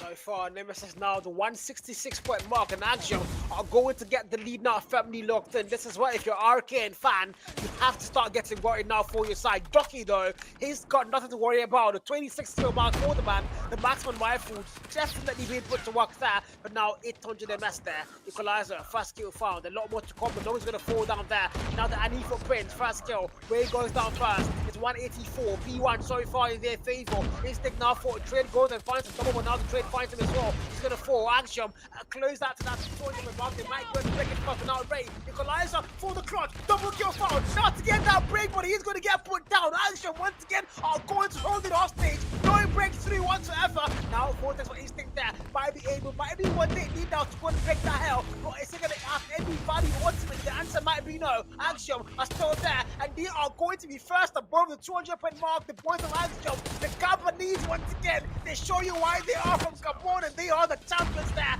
204, and now you need to go next. P2 who's going to get their first answer. Rotations are going to be in favor of RKN. Okay, and indeed taking that scrap time there, but then they're gonna need more than that if they want to close it. That AXM has made the most of, and now 204 185 is gonna be a scoreboard. Neon fight one, but not able to shoot in blanks. Both teams know that this heal time is going to have to be where it ends. But the Predators doesn't find anyone. Nemesis still racking up numbers. Doctor comes with a Intermission, might be able to get them past that 200-point mark and get them past that mid. AXM has reached them now 200, 204. Intermission is still in the hands of Ducky. We'll find him. Maybe a 2-piece here, 1-piece. Yes, he does. 2-piece found. Maybe 3-piece. Yes, he does. 3-piece found. 210, 204. Nemesis takes back that lead. And then say to the Gabonese, you're gonna need more than that to take us out. But then the Scrapper is gonna come in 218, 204. Nemesis maintaining that lead for Axium now, taking the scrap time. May have more safe stats. They may not be able to let that lead slip so easily to Nemesis. With them 218, 214, they're at their tail. Nemesis, they've got to do something about it. But the scrap time owned by Axium takes them past that lead. And Nemesis, that behind, they're going to have to contest for it more. But then that's more numbers coming in for AXM that increasing the lead and making sure that gap is far enough for Nemesis. This next game time might be the deciding factor. These are the upper bracket finals for a reason, man. These are the upper bracket finals for a goddamn reason. As now we go again, Axium, they are going to have the lead locked in, but Nemesis that maintains as close as they possibly can. Sparrow now comes through Vaticon, gets a double kill. Now to get a lot more. Marksman rifle comes through, finds the 1 kill there. The back and forth, they're going to wait and see what Axium about to get a bomb. The 340, but now B3 comes in again. The claw might get the valley. No, he's going to fall down. Now, Ducky again. Marksman, Stacko with the Annie to make that play for them. Axium, 241. About to close things off. 244. Where's the contest? Nemesis cannot make their way down. Neon comes through. Ducky claims a triple to clear the hell. They've got to hold it now flawlessly. You can't not let Axium get a break whatsoever. Now they are here. The Annie now for Prince. Might make that work. Annie finds 1 kill, but the trade finds him. Nemesis now 241, 247. They can win the hair. They can absolutely get the win here. 245. Contest comes through. There's nobody in blue. It's literally 249. Nemesis gets that retake. And now we need to go next. My freaking god. Jesus, that machine coming through, and that's 1 kill for Axium left, and Nemesis 2. He was going to get him first. Nemesis, the winner point, and said to the Gabonese, you're going to need more than that to break our streak. And Nemesis will take it home. The hard point. Resolute Knights Nemesis. That is so why they're the undefeated when it comes to the hard point. And they show to the Gabonese that more in store might be for them in the remaining modes. Man, Jesus, man, they didn't give them a single break to tackle there. 195 impact, 39 bomb, 42 and 40. Absolutely insane stats, man. I mean, there was an event called Mobile Mayhem once, and if for anything, this was Mobile Mayhem. This was Call of Duty Mobile Esports, Mobile Mayhem itself. Absolutely stunning. Both sides, literally anybody's freaking game up until the very last P4 there. And somehow, Nemesis looked like they were going to lose the whole thing. We saw Axium get 249, and oh my god, it was GG's and done. But man, the back and forth came through, and eventually Nemesis are going to prove better. But again, man, this is anybody's game. Both sides give an absolute showing, an absolute banger of a freaking game. And man, absolute cinema. That's an absolute cinema, guys. My hands are in the air. Big shout out to these two teams, man. They gave us the best upper finals hard points game one ever. And now we're going to S&D, but man, my god, what was that? Yeah, what was that, man? That's the big question. I mean, so I think this is the closest we have seen so far. I think 250, 249 is the closest since the Oasis champ started. And I think the whole series, basically. The whole series, man. Because, I mean, we haven't seen anything this close since the entire champ started. But then, hey, I mean, if you are the Gabonese, you wanted that win to be yours. They worked so hard for it. But then that's crap time, man. Nemesis made sure they got every single kill they could get out of it, and they made sure that, okay, yes, the death machine worked out for them. The operator skills coming through T, making sure those kills were in favor of Nemesis. And to be fair, the Gabonese did try, and if you're Gabonese, well, they did deserve the win, but in the end, Nemesis stole it from them right under their noses, right when they were close to the door, close to the victory. It's kind of a situation of a near success syndrome, if you ask me. Yeah, I mean, to be fair, it was so close. Personally, I thought that P3 there, it was going to be Axium to get the win. I was so sure that was Axium's game. That P3 there, you could have said, oh my God, yeah, Axium have closed things off. And then from nowhere, you see RKN, they get that break, and somehow they get things tied up. They lose the lead again by a slight lead, and then we go to that P4, and they get there first. They win all their gunfights, and ultimately, they go and get the map won. Clean work. Both sides put everything. This was absolute magic for both teams. And now, search and destroy, man. If we get anything close to what we saw in Hardpoint, it's going to be an absolute banger. And of course, the best upper finals we could have possibly asked for. Yep, the best of all finals indeed, and exactly, we did save the best for the last, because this is absolutely the best, man. So far, Axium Nemesis now go for the war bank there, might find a value there, but no, he does not. So Kevin Ray finds E, and that's gonna be a war bank. Of course it is. Leon finding the 2-piece there, and that's gonna be numbers. Axium losing 3-5v2. Not a good stop around one, but that one picked up, okay? Except they might want to say more. They might want to say more, but definitely the next round, as Nemesis take out Axium in a flawless first round. I mean, the fact is, mind you, Nemesis they've not dropped a single hardpoint game so far. They've also not dropped a single Search and Destroy game so far. The only maps they've ever lost are Control in the Oasis Championship. So, ultimately now, if you're Axium, that might leave you a little bit troubled. You almost took hardpoint from them, but ultimately they still got it. So, in the books, it was a close game, but in the books, they got the win. And now, S&D, now, if you're Axium, you need to give a proper showing here and try to get this win on S&D, and man control might just be yours, because they have a very good control. Again, so far so good. The numbers are going to get shut down for Axium. Now a 2v4, only 2 more players left, Vanicon and Daniel, and they both don't have their first kill, but now Daniel able to get his one. The plant now comes through, and if you're Nemesis, you have position advantage. Of course, Ducky there confirms the kill again. Daniel left to clutch a 1v3. Can he make it happen? Yep, that's the big question here. Daniel now will go, yeah, of course, that round goes to Nemesis, and that's 2 back-to-back rounds taken for them. And man, if you're Axium, if you're the Gabonese, you saw a very good hard point. You saw a back and forth there. You saw a hard point that was really close. But then don't forget, this is Nemesis. This is a team that's never lost an S&D and a hard point. And so far, started off a great first 2 rounds. Without third round, we go straight into it. Daniel now throwing the nades in, and that's gonna be him waiting in time. But then bomb has been planted. Ducky still with the bomb, mind you. Sees the man, takes him out. That's one down. What's a tackle, biting the dot. Ray finds Barrico with a wall bang. And that's instinct as well. Onto Daniel. Neon falls. Numbers falling left to right. And the numbers will be tied. 3v3. Make that a 3v3. Okay, no one's gonna make that a 3v2. And the bomb will be planted by Ducky. Finally, time now walking in favor of Nemesis. Not yet planted though. The bomb has still not been planted. Yeah, Axium will get that round for themselves, and that's gonna be the 4th round we get straight into. Bomb spotted. Yeah, now so far, Nemesis and Axium 2-1. That's it. Nemesis to have the lead locked in, but again, Axium, they are keeping things close. And again, judging by what we just saw in Hardpoint, these guys have what it takes to actually win S&D, because man, these 2 teams, the skill level, the skill gap, it's not there. These are equally skilled teams, and so far so good. Now T, sniper in hand. 2 kill mark for the man. A single pixel would have done him there, but again, wasn't able to get it in time. The caught time. Oh my God! Confirms the kill still. Maybe a double, but Ray now for the trade. Finds him fast. Ray gets a triple. My freaking God!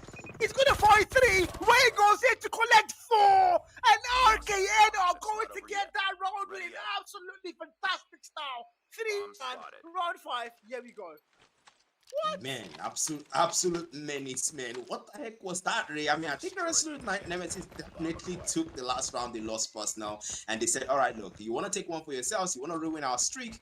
Okay, then, here's a round where we absolutely decimate you guys, and that was exactly what happened in the round 3, but now round 4, but now round 5, here we are in. They are going to maintain their numbers here. T now with the Tundra, and also Ray with the Tundra. Ray, the man you are, man that crushed the last game, 4 kills taken by him, but then the bomb has still been planted by Ducky yet. You can see Nemesis just holding out on that objective. Baby, they want to go full on TDM here. 800 MS of the machine pistol, but Instinct's gonna pick up this first, and that's one down. Axium losing one member. Ray picks up Daniel, the Tundra will come through. T picks up Ducky, the Tundra again, and that's Instinct picked up another one. Barricon goes down 2v4. No one's in favor of Nemesis. That's a shotgun. The MSD 800 MS will get that kill for Axium, and that's 2v2. Ray is still alive though, and if anyone can make it clutch, is him. Yes, he does. 800 MS falls 2v1, and the numbers in favor of Nemesis. But now T and Ray, oh yeah, of course, T is picked up by Otako, and that ends the round. Nemesis takes that one for themselves. Round 6, here we go, man. 1-4. Now if you're Axium, things start to get a little bit scary now for you. Nemesis haven't, they've been a better show off so far. They've done a lot better and a lot faster, a lot more clinical. They've not made any mistakes you can actually bank on to go and get the win. But now Axiom have to find the way. But look at T. First kill found, first blood drawn, Ducky falls, vital kill for the man there. 5v4. Now Neon again. He's got the round 7 in hand for the man T. The 6 kill mark. Badicon. This man, usually the guy dropping 20 kills. So far in round 6 is still on the 1 kill mark. That's new. The Jared curse may be on the man. God save him, please. Now 4-1. It's a 5v4. Axiom do have numbers locked in. Daniel, a perfect time need is all you need. But I don't think there's anybody coming through that angle there. So no value found. Again, still 5v4 in round 6. Here we go. Yep, 5v4 indeed. And the AXM here will have the numbers advantage here. Might be looking good. They're starting out this round well, but then this is the 6th round. 3 more points for Nemesis, and the SAD is their favor. Ray goes down to T, and that's a good pickup there. AXM, it looks like this one might be the back, but then 4v3. That's another being picked up there. 800 MS will go down. Instinct operating on Instinct will pick up 1. 2v2, 2v1. 1 member left. T, the man you are, might be able to make it work. That's 1 member down. Instinct operating on Instinct still with around 7. He will get 1 in. Now it's Instinct versus 1 member left on both sides. 1 member, 1 point, 1 player away from getting that point. Instinct will fall, and AXM finally get a round for themselves. Man, that sniper there, he made the best call out. Just go pick up the sniper. He was not a sniper man, but he said, "Let me pick up the sniper. I think it's gonna work." And I mean, proper call there, proper timing, as he's gonna get the round now 1 for them. But again, 2 and 4. Nemesis still have the lead locked in. It's now we go to round 7. Trades are not gonna come through yet. But now sniper god, the god in for Ducky. 800 falls, and now Ducky goes aggressively there. Jesus Christ, the wall bang! How? The freaking warbang confounds the value and claims life, and now Badicon there, Ducky also there. It's a 1v2. They're all top winery. I think he knows beyond now. The Prince playing with Badicon. A single big shot will do. They both know he's there, and now Badicon falls to Neon. The round 7 wins that. It's a 2v5. Axiom have lost numbers. Axiom have lost numbers indeed. It's a 4v2. Mind you, the bomb still has been planted by AXM. T with the bomb here, and Daniel, the 2 last man standing. T Wolfo abandoning Daniel and says, okay, look, man, solo 5 players of Nemesis, and I don't know if he can, but that's gonna be a 1v4, and yeah, Ray will go down 1v5. Next round for Nemesis, man. Really replace here, but it's game master. That's gonna be 1. Ducky finds one with the container there, and we'll go in, try to find 1 in, but then we'll outplay him. Yes, he does. Ducky finds another, and we'll get straight to the 8th round now. That moving in there, machine pistol, weapon of choice, but numbers still intact. Both teams, maybe 2 more points left. Nemesis to finally take the S&D for themselves. But then Plat's gonna go in, smoke bombs coming in as well. The bomb has still not been planted by T. It's a full-on TDM in this mode, but then that's Neon going down. Nemesis losing a member. 5v4 now. That's Daniel falling as well. 4v4. Numbers are tied. on both teams. AXM, they don't exactly have the advantage here. They have lost one member, but Nemesis also have. But then I slide in. Moose sees that chance for a shot. Badicon will miss that one with Contra, but that's what picked up. Badicon makes it work. He will make up for that loss, but that's more members dropping on their side. One left for Badicon picks up a double. It's a 1v1. If anyone can make it work, it's really fast to see. It's both of them. If anyone can make that clutch work, but then I mean, man, this is one v one we all wanted to see. Who's the better sniper here, Ray or T? I mean, the MVP on both sides so far. T for Axium and Ray for Nemesis. And who's going to get the clutch for their side? The plat now all the way back at B, and the man for Axium all the way on the other side of the map at A here. Now the bomb has been put down. It's 40 seconds on the clock, and you know, now if you're the man of if you're T, you've got to fight. Oh, actually, my bad. It's Nemesis on the other side of the map. Yeah, so if you're Nemesis now, if you're Ray, you've got to make your move now towards the bomb side there. It's 25 from the clock. Axiom so far, they look like they can clutch this, man. T, sniper in hand for the man. Ray is for a sniper. Who is going to be the better sniper, like you did ask? We're about to find out soon. The bomb already timer going out really fast. If you're T, you know that you can't let the man pick you off as a sniper as well. T now sees him for playtime, and the man wise to the tally. He's going to play time, and of course, he also confirmed the kill. 3-5 Axiom are going to keep the game close enough. And again, you have to go to round 9 rather. But again, Nemesis still don't have the lead locked in. But if you're Axiom, at least you're keeping the game close.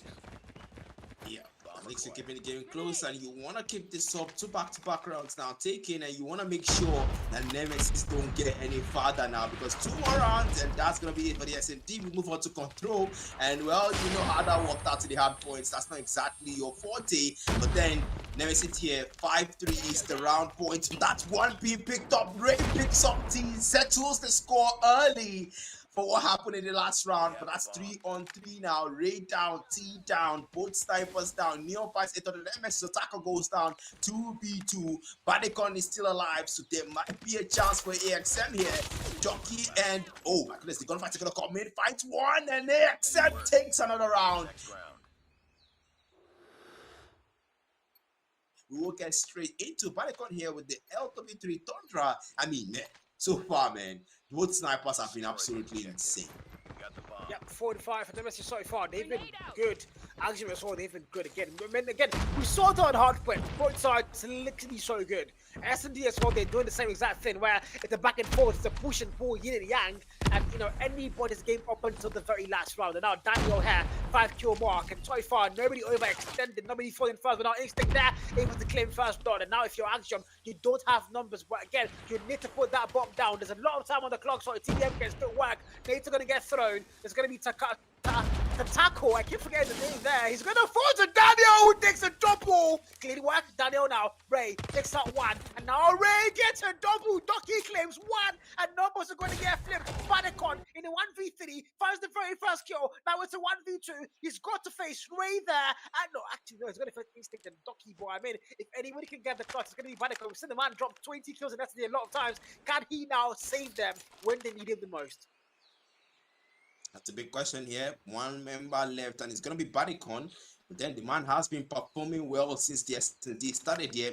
But then Outcast, or rather Instinct, I don't know why I keep calling the names. But then 1 member left in 1v2, sees the man. But then Ducky, okay, avoids it. That's actually very good instinct now. Both players proning down. They will hold it down. Badicon, the bomb. Woo! Oh yeah, snipes him down. Ducky. Nemesis get that round for themselves. 6-4. So far, this is match point for Nemesis. And if you're Nemesis, well, you want to close things off here. You don't want Axiom to get another point or 2 more points and end things again, or 3 more points rather, and end things. You want to make sure, okay, look, this is going to be match point. But if you're Axiom, well, you want to pray and hope your team takes up 3 back-to-back rounds and Nemesis doesn't get any. But then we will get straight into the extra now. Badicon on the machine pistol. Well, moving closer, getting closer here. You can see the positioning on the players here. You can see Nemesis just around that inside. That's Badicon falling early. Instincts will get the kill. And that's a 4v5. Now, Axiom with the numbers disadvantage here. Nemesis, great start. Taking out 1. Perhaps one that matter here. Now with Odin holding out. Shooting blank still. Then that's 1 picked up right on the roof. My goodness, on the roof. That's Neon being picked up. And AXM losing 1.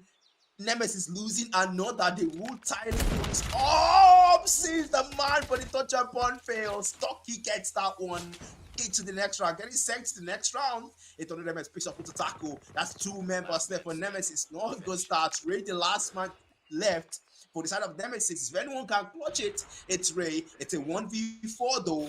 And Panicon is down. Daniel, the bomb is being planted. T is still alive. Touch a bond doesn't work, and Ray will fall. And Nemesis loses another chance to end the S&D. I mean, it was a 4v5 for Nemesis. They had numbers there, and then I saw a 4v1. I'm like, how did that even happen? And then I saw a 4v0. So it was a 1-4-5 trade in that round. And again, Axium are going to go on top. 5 and 6 now. The game is so close again, and they might get things like that. But if you're Nemesis, you need just one more round to go and double your lead in the series here. Can they make it happen now, or are they going to let this boys lead take it to another round here? So far, round 11, for a 1 kill from the bright sides, 4v4. Snipers have not been able to get a lot of value here, have they? Now Neon, 7 kill mark, the Odin in hand for the man, open courts, Ray finds one, Daniel goes down fast, now Instinct claims Prince as well. Prince didn't get one, the Ray fell. Now 2v3, Nemesis, they're going to have numbers locked in. They can make it happen. T and Predacon, the 2 snipers on their side now, left to go and get that clutch. Can they make it work? Can they give them one more saving grace here? Or this might be it. No, Predacon, top winery, alone. The player comes through, shotgun, the bait and switch, but no, that's a bait. He's not going to fall. He doesn't fall. He's going to back that now. There's no time on that. Actually, there is a lot of time on that clock. It's 1 minute mark still. And now T sniper. Doc is going to feed him 2v2. Black, here we go.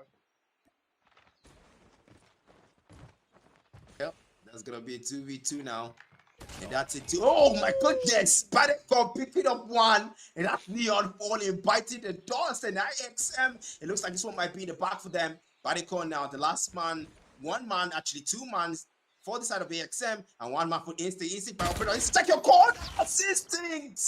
Will take advantage of Panicon's negligence of his corners, and that was that one there. T will find the kill, and Axium will tie things up, and another round is lost by Nemesis. Another chance to end things up, and now we will get straight to match point. I want to ask though, I mean, just look at the replays here. Look at that touch and run from Panicon. But then last round, final round, match point. We will see who finally gets to settle things here. This is actually what we saw in the hard match. It was 249, and now it's 6-6. Why did they like bringing things this close, man? Tells you the score level is so close. Both teams, you know what they're doing. It's anybody's game still. And now, the boys are still going to get first blood, but now the trade finds him. Ducky takes him out there. Badicon finally awakened, shining and shooting players now. Ducky falls. It's a 4v3 Nemesis. I mean, they look like they had the lead. They look like they were going to get the win, but Axium had something to say. 3v2. Now the man Ray goes in. Pesto for the clutch, finds the 1 kill. The trade finds him. It's a 2v1. The tackle. Now the only player left. Can he make it work? He's completely boxed in there. They have no idea where the man is going to be. One play foul. No, the double. Shuts him down. And Axium for the comeback all the way through from 4-6. It's going to be 3 back-to-back rounds to claim the victory. 7-6. And that's it. And oh my freaking God, we are going to tie things up on the series. And now we go to Standoff Controller. But my God, what am I watching, Black? Yeah, what I'm watching. Okay, I want to put out the production actually pre-put the Nemesis logo on the S&D. The arcade, yeah. And, you know, Production put the arcade, yes, guys. The production put the arcade. They thought arcade were going to get the win, and while they got shocked, I'm so happy. Production is so dumb. Let's go, guys. Let's go.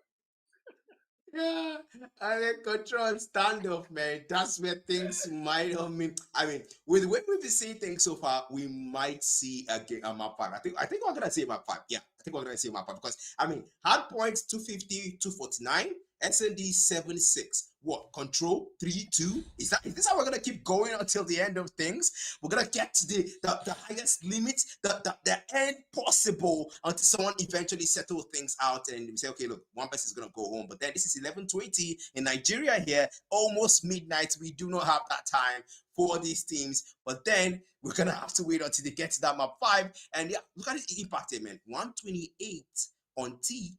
And 11 bomb on the man, and the only person coming close, of course, it's Ray.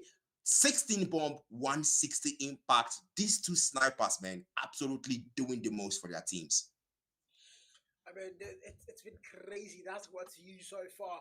T and Ray, the top fragging snipers, but Ray 16 kills. That is insane work. That is a lot of sniper shots there. T11 as well. These two sides, but I mean, Axium, they might have not had the most kills, but man, they had the most points. They had the most rounds. 7-6 as they win the whole thing. Clean cut work. And man, the Gabonese versus the Salah. This is, guys, on chat, you guys quickly let me know, what is Gabon? Is it East Africa? Am I wrong? Do you know, Black? Where's Gabon from? Yeah, They're French. I don't. I think they're West I don't Africa. think I've ever. I think they're West. Yeah, I'm not exactly sure they're West Francophone- Africa. I've Francophone not actually countries. looked into their profile where they are. Okay, yo, guys on chat, you guys please let me know if the Gabonese are South Africans. Sorry, if they're what part of Africa they are from, so I can go and say. But again, these South Africans versus the Gabonese, and so far, the things are going to get tied up in the best of 5. Literally anybody's game as we now make our way into control, which is going to be on Standoff. And so far, man, I am excited. I've enjoyed every bit of casting so far. These two teams are top tier teams, and you know, I think the thing about me is I get excited a lot, yeah. But whoever plays, they deserve to be in grand finals, bro. I swear. I said that in the first game. Now, game fair, so they both deserve to be in grand finals, bro. I don't know what's wrong with each other, but yeah, you guys let me know where the Gabonese are from. Is it East Africa? Is it North Africa? Is it West Africa? As now we are loading into Standoff control. This is a very beautiful map, and again, one of the OG maps in codm, and also, well, one of the OG control maps as well in com. So this is one of the first maps control was introduced to us on. As now we get the party started. Later gonna get tossed again onto that map. Jesus, how many names? See, look at the mini map. That was like 20 names, my God. And here we go. 30v29. Nemesis are going to claim first blood. They're going to claim first blood now. 28-28, 27-28. You can tell they're keeping things close, even in control. And it looks like things might be elongated and dragged out in this control as well. 27-26, 26-26. Jesus, we know you're matched up in skill, but then don't make the numbers so obvious here. 26-23, Nemesis are going to get life counts advantage here. No take on both flags. Full on TDM. Who's the better one at this point? Now, Ducky's going to pick up more. Interpiece up another as well. Nemesis starts still with the life count. 24-20. No single take on either mouse. Both teams not interested here. Just full on TDM. 22-20. The life counts are going to go down. 21-19. They're keeping it close. Axium maybe slapping up a little bit. Nemesis showing the better one when it comes to gunfights. But then that's Ray and T picking up one for both teams. 19-18. The life count. Nemesis still maintaining. But then one. You can tell that, okay, at this point, Nemesis are the better ones when it comes to gunfights. We can now rely on objective. It's still Axium. You need to get captured. That's the fact. You need to get captured. So I don't know why they're not capturing. But finally now they're going to go into the A flag. 2 ticks now firmly locked in. Nemesis don't have lives. Axium do have the lives. And again, the flag capture is about to get started. The A flag now, 3 ticks at home is fully locked in. And B is now where the final hold, the final war, the final battle is going to commence. And now 12 versus 15. In terms of life count, the hard point, the time rather, sorry, on that clock, 1 and 33 is going to get reset after the A flag capture, but now B flag wants to get loaded in. Now so far, Nemesis are going to be getting a lot of kills. Hit on that finds 1, Ray falls down first. 11v12, lives are now almost on par. Nemesis are now, of course, lives are now in their favor, and that's the thing about not capturing the B flag first. On Standoff, if you don't go in that B flag, it's a lot harder to capture because it's easier spawn, so it's almost impossible to go and break into that thing. And now we go, 10v9, T fights 1, Instinct takes out T, the back and forth just going to come through. Instinct gets a triple and now he falls. Daniel finds him for 9v6, and the South Africans once again are making their way through here. Ducky finds 1 more kill, Vatican falls, no more response down for the Gabonese here. Can they still make you work? Instinct with the bread is going to get the double, and only 3, 7v3 now on the board, 6v3, now the man Daniel Prince rather gets a double. Daniel falls, Vatican and the man Prince left to go against that clock. Can they make it work? 6v2, no more response now for both sides. It's literally an S&D round, 5v1, Vatican finds 1 more Ray now for the trade, and Nemesis are going to get the very first round of control. Man, I mean, that was actually pretty close, I gotta say. I mean, 5-4, 4-2, 4-1. And you can tell that Nemesis, well, they did struggle on their side. And the fact with that B flag, they didn't go for it first. You can tell, oh my goodness, the nades. Jesus, how many nades? take each other, these players. They really want to take each other out. They're probably going to get it, but then one team is going to, one gunfight is going to come in there. And that's 800 MS. Prince Fighter double the machine pistol there. And that's the Odin now. Switching over, gun weapon of choice, but not going to be able to pick up anyone. 25-24. Now goes in 800 MS with the equalizer. Instinct with a Sparrow. The skills are going to be brought out now. He's going to find more. That's one. The maybe two. Prince 800 MS. Still hiding with the equalizer. That's going to go out. But then not able to find anyone. That is with the 10 MS picks up two. Now the operator skills coming in full action, perhaps to decide this round. Prince with the Annihilator. 5-2. Barricon with the Thunder picks up one. Got your point, picks up two.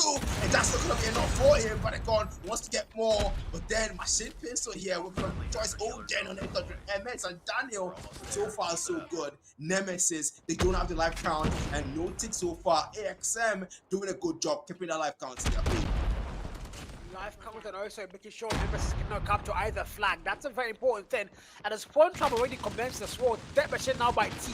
One more kill found there. The Annihilator was the Dark find and Valley as well. Hopefully can break that Spawn Trap. Now 11v19, 10v19. There's no more time on that clock. If you're Nemesis now, it's got to be now and never. Barricon find and Valley still takes a double. And now double the lives in favor of Axium. The clock almost completely run out. 13 seconds counting down, but now we see RKN. They finally full stock the A flag, and that's exactly what they need. Reset the time there, and maybe they have a fighting chance still. But as I go and say that, 6 versus 15, 1 tick locked in on A now, 2 more ticks to go. Beyond finds 1 kill. It's very much doable. Again, no more respawns for them. Literally, no more respawns. Can they still make it work? The timer on the 9-second mark, it's 5v11.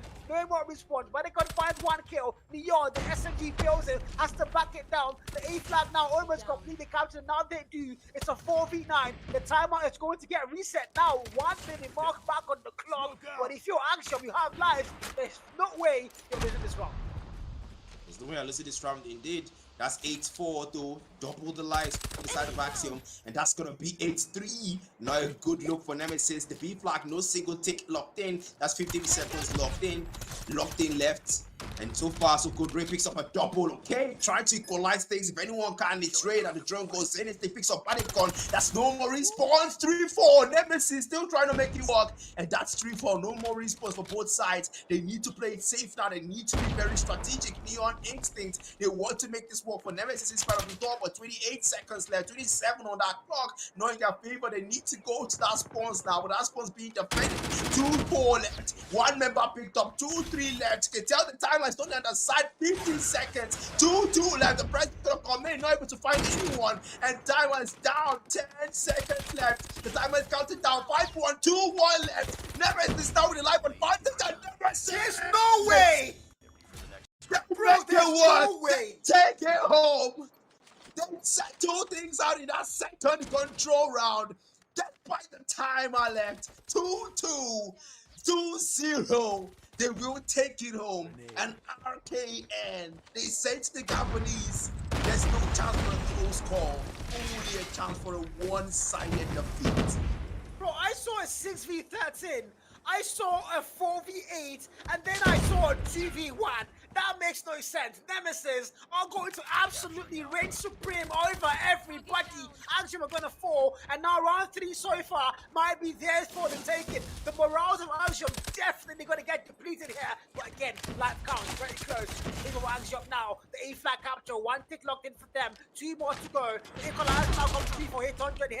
He's going to find one, and now he falls. And now the boys in blue are going to claim lives here. They are going to put the flag capture. Equalizer, first kill. Spawn trap now initiated there. Might get a double, of course he does. All the way the Spawn does not get 3, and now he falls. But Nemesis again, it's a 21v20. They might be able to take this home on control. It might be 3-0. Can Axium still fight back? Do they still have it in them to fight back? That's a big question here. 2018, Axium now losing life count 16 now.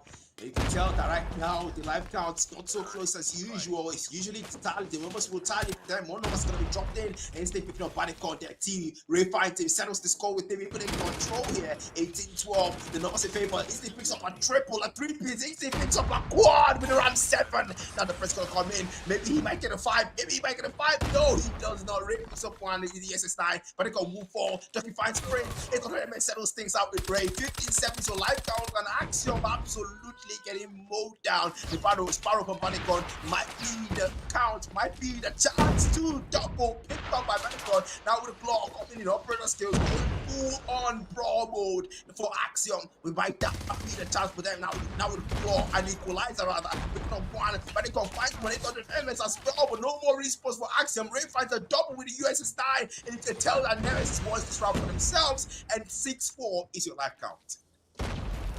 6v4, but again, I wouldn't be too happy. I've seen the clutches happen a lot of times. And again, Axium are not a team to write off, are they now? But now 6v3, double the lives now for RKN. 6v2, yeah, I don't think they can actually make it work. But again, they're going to get boxed in. 2 players, instinct goes in. Ram 7 finds 1, finds a double! And Nemesis are going to claim control. Easy, freaking peasy. 3-0, flawless victory. Not a single round lost. And oh my God, the round 2 comeback there.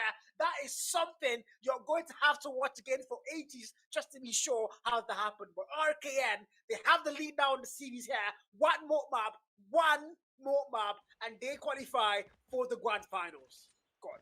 Yep, they qualify for the grand finals, man. I mean, that S&D, that saving grace, man, that saving grace kill was the only thing that is keeping this mode going, this fixture going on right now. 7-6, AXM took it somehow. They will get that one in. S&D in their favor, guarantee them that map 4, but then we will get straight to that map 4, man. So far, look at the highlights here, brought to you by Ace Gamer. Steve will pick up Ray, and you can tell that both teams went neck and neck, tooth and tooth against each other in the S&D, round for round, points for points, and in the end, AXM made sure that one was in their favor as a lifeline for what could happen in the control, and we saw what did happen, which ended in Nemesis' favor, and right now, the only thing settling things right now and guarantee them number 5 is going to be them taking the hard points, but with the way Nemesis played, man, I mean, man, we did see what Axiom could do too, but then if that angle's in the favor of Nemesis, that's gonna be goodbye. I mean, now Nemesis, again, they have one more mouth to get the win here, but again, it's going to be Slums hardpoint, Jared's hometown. And, you know, it's one of those things where, again, we saw the first hardpoint, it was way too back and forth, and there's no way on earth that you can say one team is going to win, because, my God, that was anybody's game. And, man, I can't just say who's going to win, man. So what I'm going to just say is the hardpoint made the best to win, because, man, it's going to be close. But if you're a Nemesis fan, if you're a South African right now, you are hoping and banking for your team's Nemesis to get that win. And we've confirmed it now that Axium are West African. Actually, they are a West African francophone country, also Central African kind of. But again, I'll just say they're West African. So they are our brothers, our Nigerian brothers, and low key, Black Butter now has to go and support them. But you know, me, I'm a betrayer. I low key like the South Africans a lot more than the Nigerians. So I might go for RKN, but you know, hardpoint is going to be that mode now, and man, it's going to be on Slums where Jerry lives. Like that is literally Jerry's house. Gone. In fact, that is where Jerry is right now. But he's in this stream, no cap. So again, now we're about to start the game, man. And again, hardpoint, man. What do you think? What do you think, Black? What do you think? One word. Man, RKN or Axium. One word. No storyline. One word. Choose one. What do you think? RKN. Woo! Damn. This guy has betrayed Africa, bro. He has betrayed West Africa, bro. You see? Guys, sell Black Matter, guys. Sell him. Wallahi. But I can't lie, to be fair. I do think, I know. Again, I think it might be, it's good. I know it's going to be very close. But ultimately here, I might also have to lean towards RKN because, man, again, they already have the lead in the series here, and they would want to finish things off. Again, mind you, they have not dropped a single hardpoint game.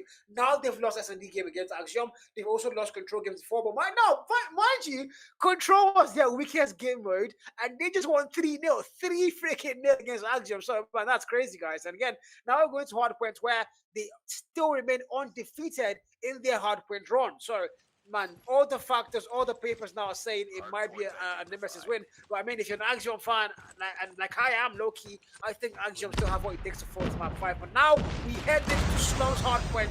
Black Matter, take us in. I mean, man, you can see that they really started out with those gunfights. Well, AXM already starting as well. The West Africans, perhaps they are not giving up here. They still want more for them. Now, the whole time P1 is going to be in their favor. Prince picking up a double there. Reloading. They know that AXM this time around, they know that their entire lifeline, their entire fixture, the entire point is banking on them winning this hard point. And now, Nemesis, well, I'm pretty sure they have more coming with us. They, of course, they do. They're going to be getting more points for themselves now. More will get in. More points right in now. It's going to be scrap time soon. So Ducky, Ray, they're going to have to pick that up and pick up where they left off in the hard point. Last one we witnessed here. They're going to get more points for themselves. 22-12. The lead is not that far. AXM can't afford to get 40 or complete here. The scrap time is going to be owned by them. Still owned by them and contested by AXM. But so far, so good. AXM has not maintained a very good start here, as Nemesis will try to close in that lead. 22 versus 20 so far. Axium again. The game is so close. This is exactly what we saw on the summit. Was this summit? No, my God. What map was it, guys? What map was it? Oh my freaking days. I forgot what map he was on. But now we go. So far, so good. P2 though is going to be encountering the thing of Nemesis now. They have the better spawn, mind you. Axium, they need to now get a break into that one. They have not a break to work with, so they have to rely on pure gun skill and gun fights. And now they go in. Daniel, the 5-kill market is going to fall first. Now RKN are going to have that hill time locked in. The 41-point mark. And now Prince gets a triple there to clear that hell, but ultimately still they're not going to find any hard point time, as 22 and 49 is where we are, as eventually P2 is about to power now. Yeah, this is going to start rolling out there. We're not getting to press up time soon. You can tell we're getting more Badicon, doing more for AXM, but Nemesis still holding that lead. That's a triple for Badicon, but then Ray will get an 18 for 936 is your scoreboard. The scrap time is going to be owned by AXM, holding that scrap time and trying to see if they can get more out of it, but that is 49-42. Of course, they're trying to come back up, but more contest comes in. That's 6 kills getting picked up, and you can tell with the tackle wants to get Nemesis and maintain that lead for Nemesis as he gets praised out. So far, so good. Nemesis there, still owning that hill time, and AXM is still playing catch up so far. Production just told me there's somebody on the streak, and I confirm who. I don't want to jinx it. Don't tell me. I don't want to jinx it now. Let's hope he doesn't get killed. I want to see a nuke somehow, but I know it can't happen. These two teams are way too good and way too close. But again, now here we go. Leon, the 8th kill mark, claw in hand for the man, trying to get kills. Then Fred might come to play to get a double, but only finds the one. Now the death machine is over. Ducky finds a double, and now they are just racking up numbers after numbers after numbers. And again, if you're a Nemesis fan, this is what you want to go and see. This is what you paid for.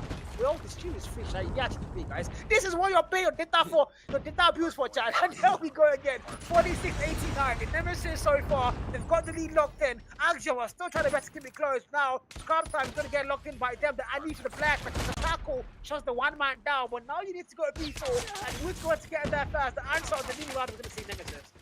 Hardpoint identified. Yep, Nemesis then, but then who will hold that lead though? Neon here, taking out Instinct, that's going to be Ducky found as well. The trades will come in double. And then now Prince on the Annihilator, waiting in line, waiting for his spray. But Nemesis still has that road lead. The deal time being gone to see by both teams. Going to walk in. Daniel with the Tempest, now Panico with the Sparrow, picks up one. But Ray's going to find it with the USS 9. And so far, Nemesis getting close to that 100-point mark. The hill time is still owned by them, and Nemesis crosses that 100-point mark. AXM still below 60. You can still above 60 actually, and not close at that 100-point mark. The gap will widen even more. Nemesis making sure they stay up there. No time still owned by them now with the Ram 7 instincts. Make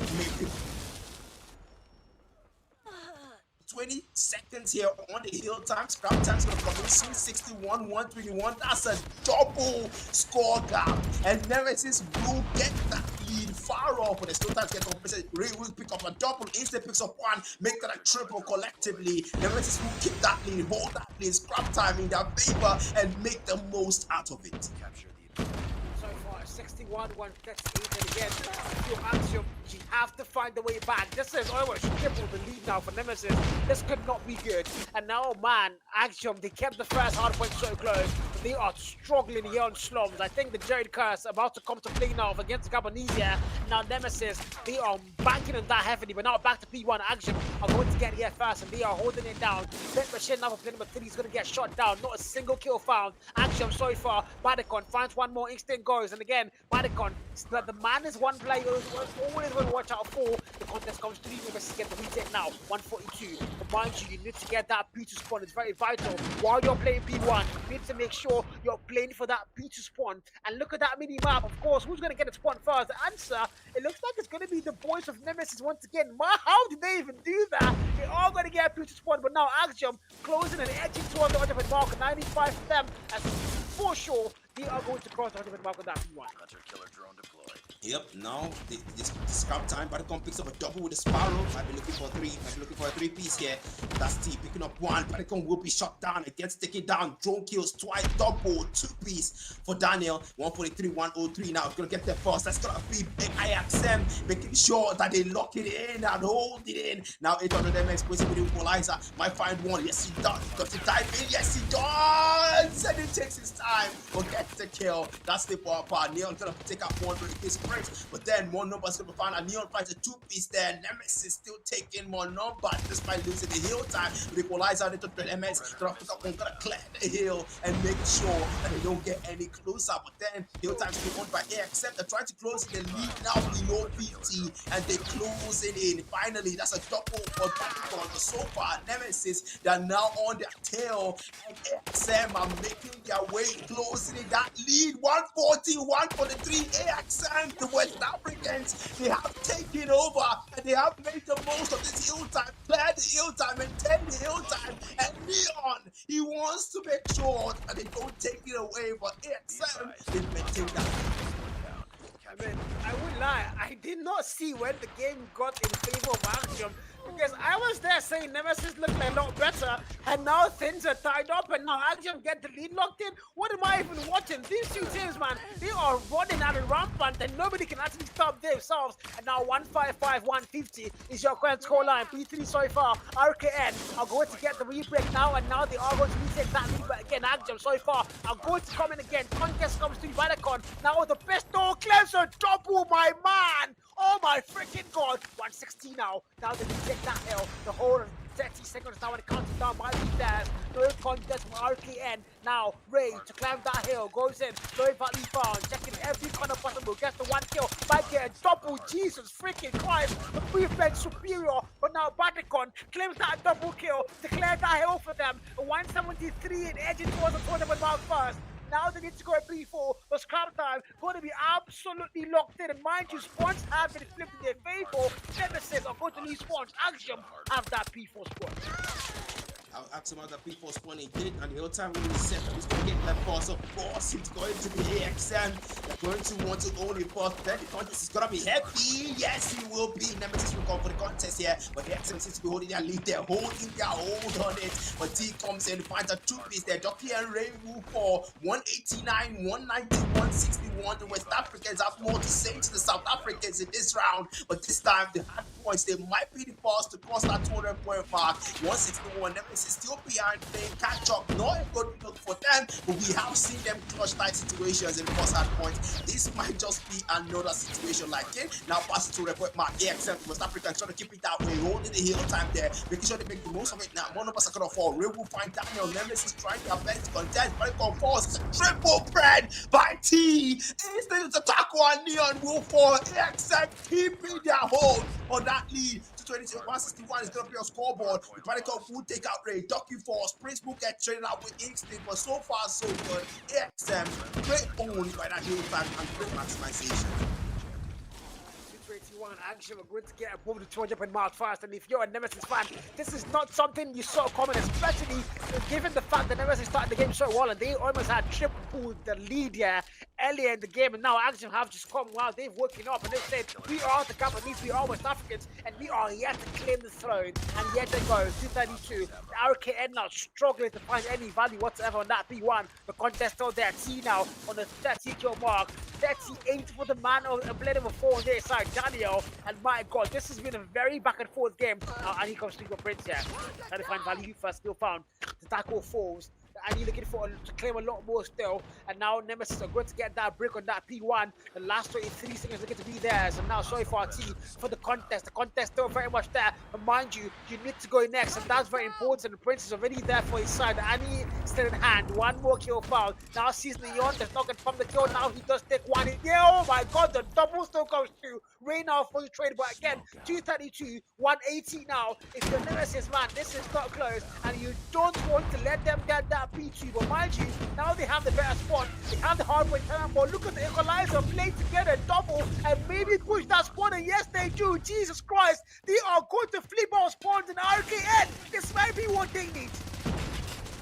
Remember what they needed. Now the equalizer is gonna come in there. Machine pistol as well. Nemesis are trying to make a play for it, and they accept their pause. We have seen this kind of play before again from Nemesis, and this might be what's going on, repeating itself. Now history is gonna go on. Nemesis must throw the point back. They're closing in the lead, and they're closing in fast. Right now with the USS style, with the tackle coming in as well. Ducky, with the tackle, Ray, they're making sure they're making sure they close in fast. Oh, yellow on that kill field. Nemesis will get more for themselves. Only that hill time. The Red 5-1, 232, 220. Axium has no answer. The West Africans, they've got to say something, do something. Now this scrap time is going to be owned by them. Maybe a time to get closer to the 250-point mark. Maybe time to close things up before Nemesis make any funny moves. Now it's 9 point left, 8 point left, 7 point left. Leon and Ixie, they have no answer for the hill time. We will lock in 4 more points for Axium. But Nemesis, this might be the last chance to end things in their favor.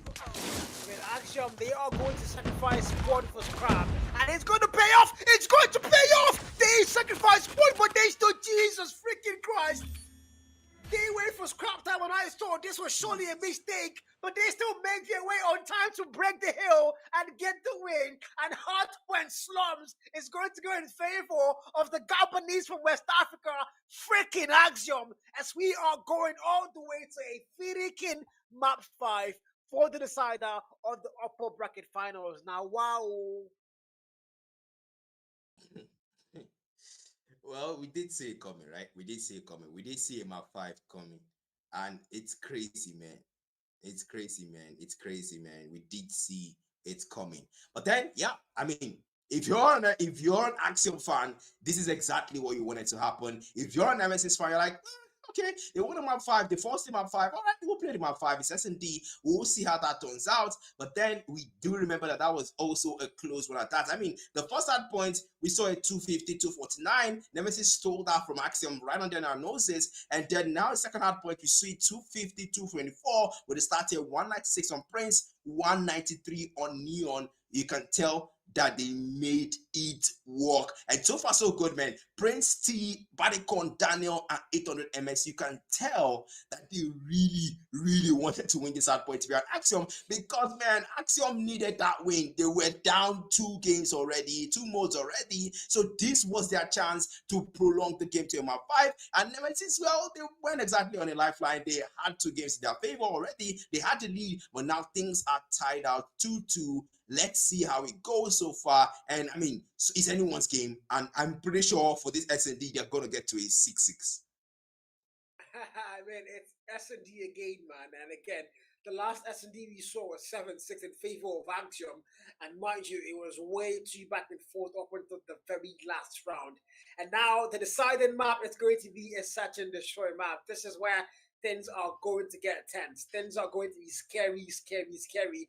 And my God, if you're Axiom, man, you have pulled off the impossible, taking the hard point, and by style, they had the game there. You know, I mean, it was at one point the score was 61-30 something, and it was almost it was above double the lead there, and you could clearly have said, oh, it's decided RKN are going to get the win, and then from nowhere you just go and see.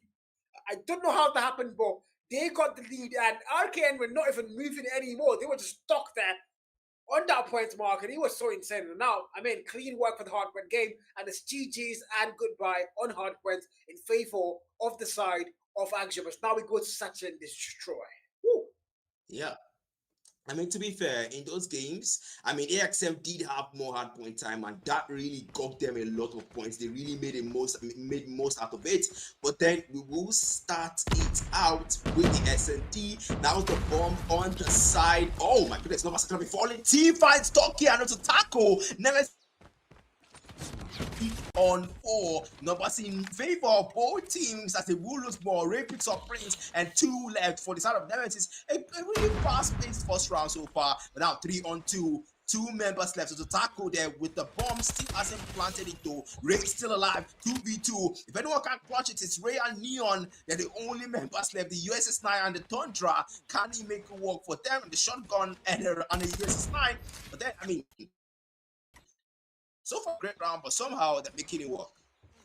But 2 versus 2, if you're Nemesis now, you need every round you can possibly get. Not Ray, first kill there. Daniel falls.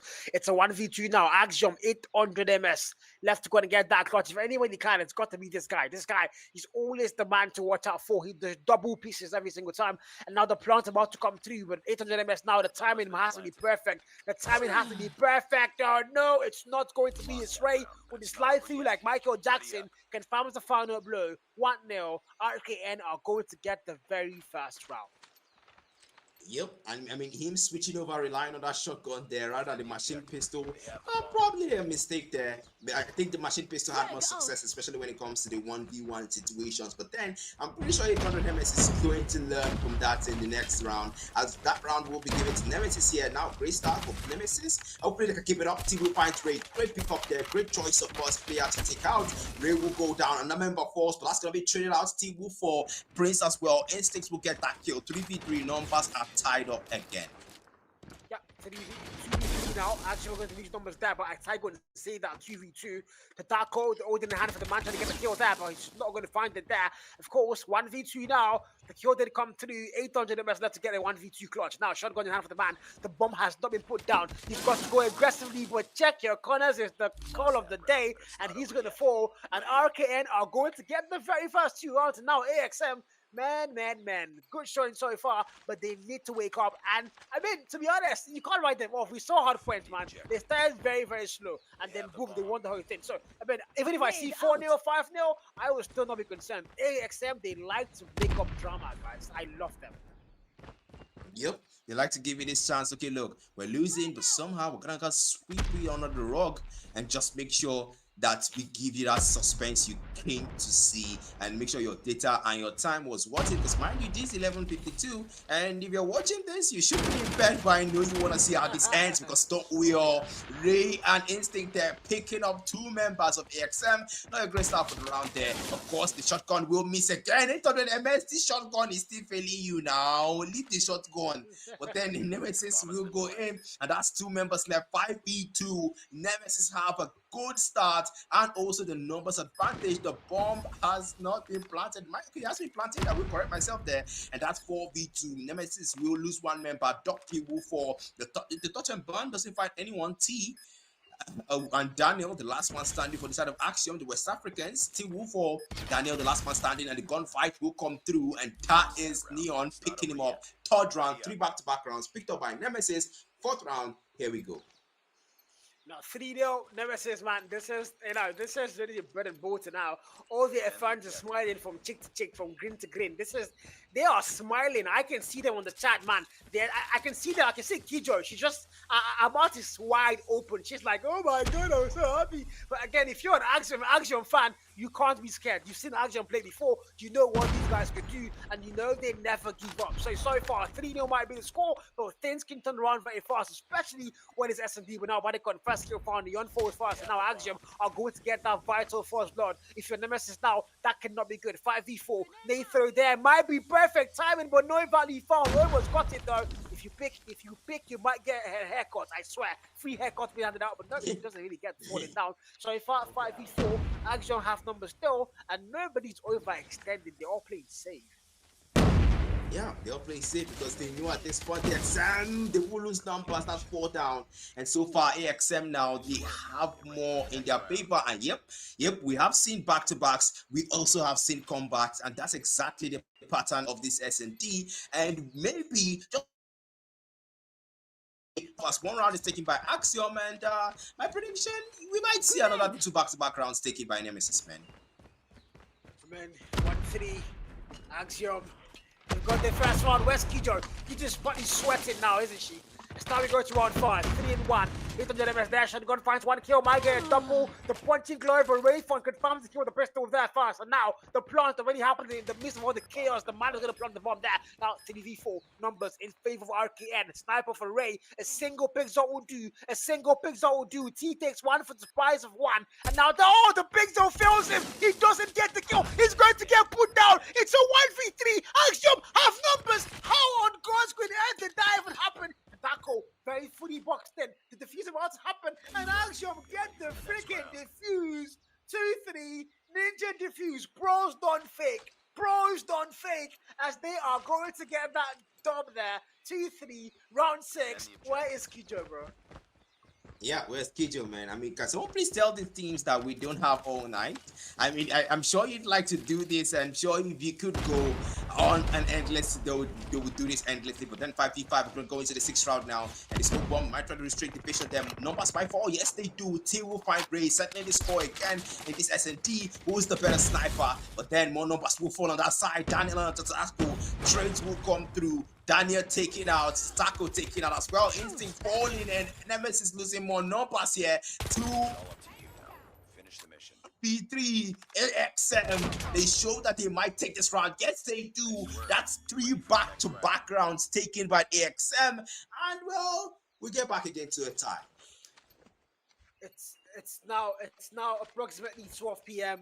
Nigerian time in Delta State, where we in Nigeria, guys. It's approximately 12 a.m. and we are not even sure we're gonna finish things early. We might even be here till like 12:30 a.m. guys, because my god, 3 and 3, things are tied up, 3 AP stuff going tight. It's now round 7 about to get loaded in, and my god, Ducky now, sniper in hand, do that smoke, no value foul, has to back it down. And I'm about to see if I not end the game fast, I will find all of you in your house, bro.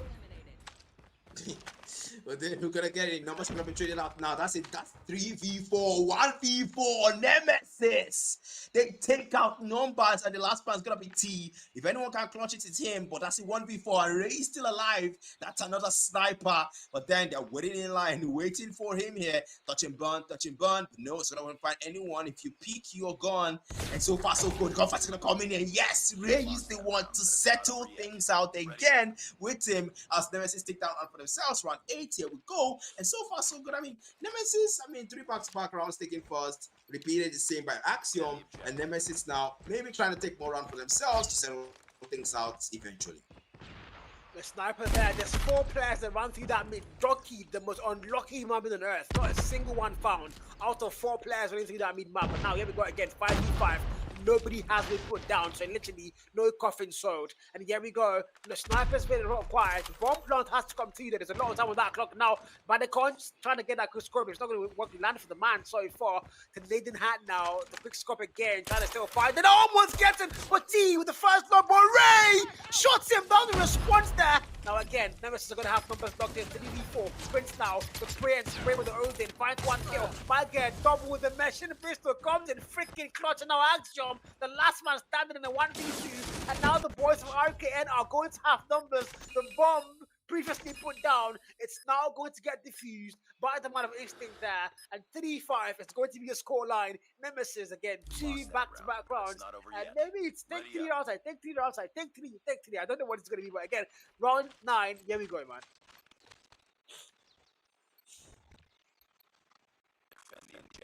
On freaking 9. 3 and 5. So far, first kill farm. By the context out very early on there. Now Neon takes 1 out. It's on T4. It's the 4v4. Let's take 7 kill marks. Who's gonna get thrown? And now they go. Look at the mid-map aggression. By the con 4. My god. He's going to claim 2 for the price of 1. 2v2. Numbers are back on par. Literally anybody's round. Still, the bomb has not been put down. Numbers, Axium also don't have numbers, so literally this could be anybody's round here. Badicon, 5 kill mark, sniper in hand, holding this steady, looking for a single pixel. A single pixel will do, and now they go in, see that stairs, bodies in yellow are going to float through. Now he goes in, oh my god, the quick scope, 1v2, it's now Ducky, Blunt finally happens, Badicon forces Ducky, it's a 1v1, the battle versus Sniper versus the Odin, who is going to win this first? Oh, Ducky also picks up the Odin, anybody's round, Daniel's there, Ducky comes in, the heady, you don't want to pick the man, but Ducky forces and Daniel claims 4-5, round 10, here we go.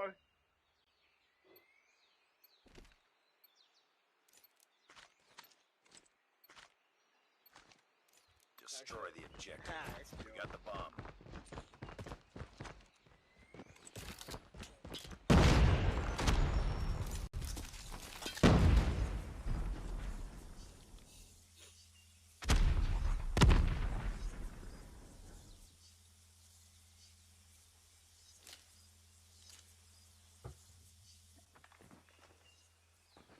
Sniper eliminated.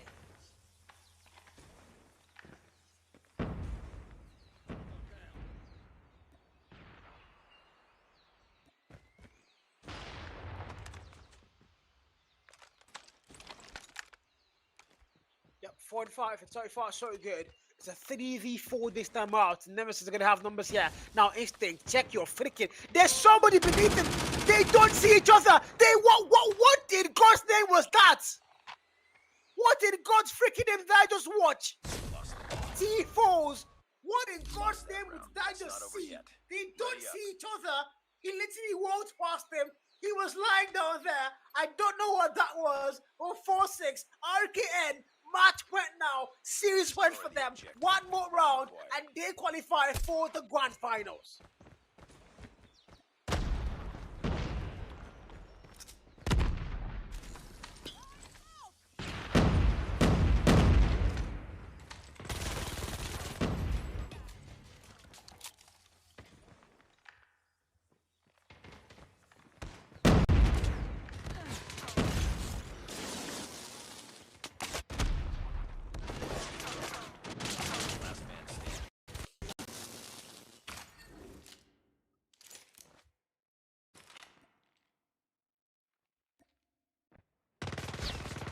Daku now. Left to get them that win. You can't afford to drag things any further. It's a 1v1. T, sniper in hand. Daku with a shotgun. Pistol also in hand for the man there of T. It's a 1v1. It's anybody's round here. This is anybody's freaking round. I am so scared. The bomb has not been put down. It's also not picked up by T in a very bad spot. The tackle guarding that bomb with his day life. He's not going to let T get anywhere close to it. Now T going all the way around the map, but I don't think Taco has any idea. Shotgun in hand for the man. Making that move in. Now the sniper slowly, surely walking in. Can he find it? Oh, Jesus freaking Christ! T gets the clutch at 5-6. We have to go through one more trouble round, if not two, maybe three. What? Destroy the objective.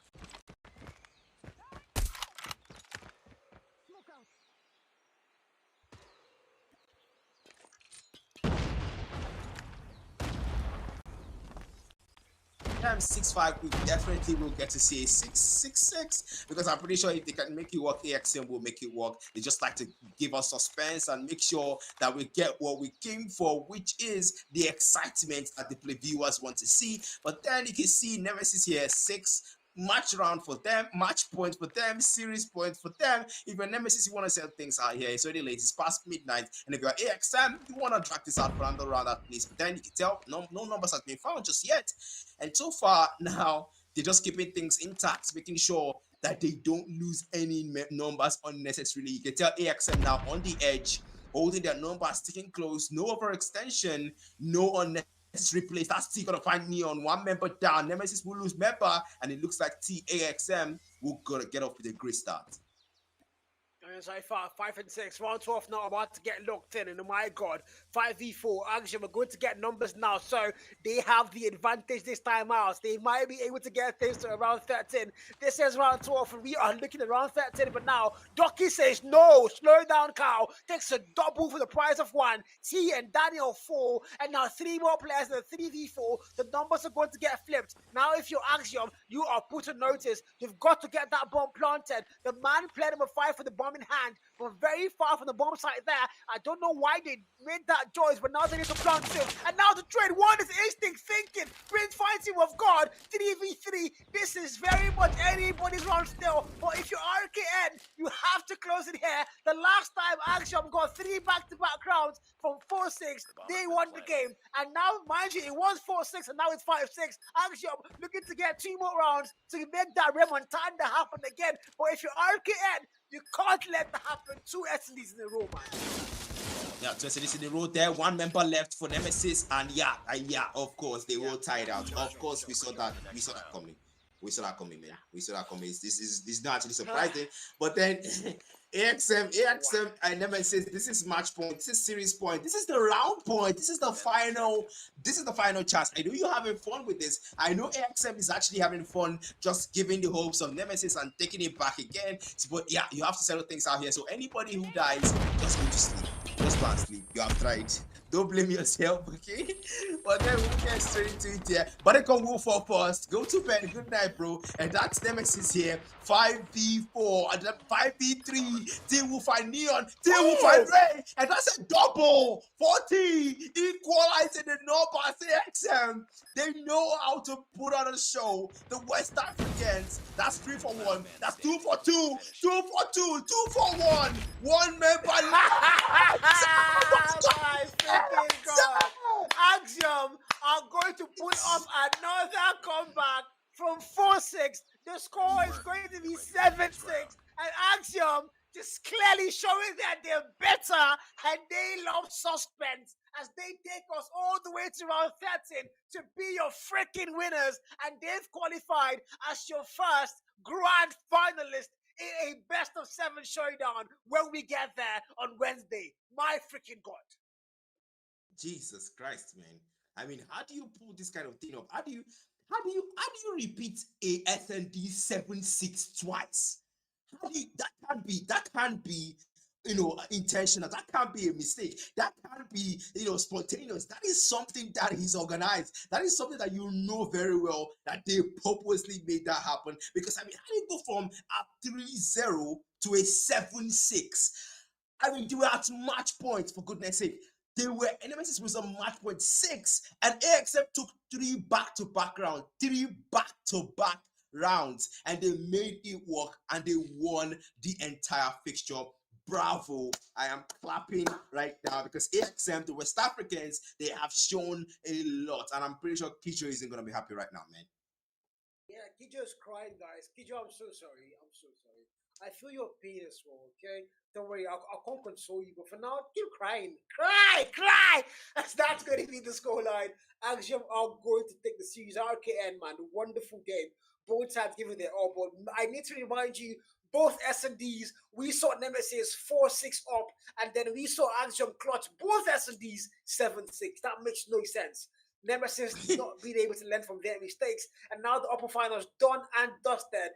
Axium are through to the grand finals, and that's going to be a best of 7 match on Wednesday. But before we get there, we have 3 more matches tomorrow: the semi-finals of the lower bracket, of course, and the lower bracket finals. No, the semi-finals of the lower bracket as well, the quarterfinals, and then on Wednesday we are going to have the lower bracket grand finals, and of course the final grand final. So man, this is going to be a crazy next couple of days. And man, we have been live for exactly 4 hours, right?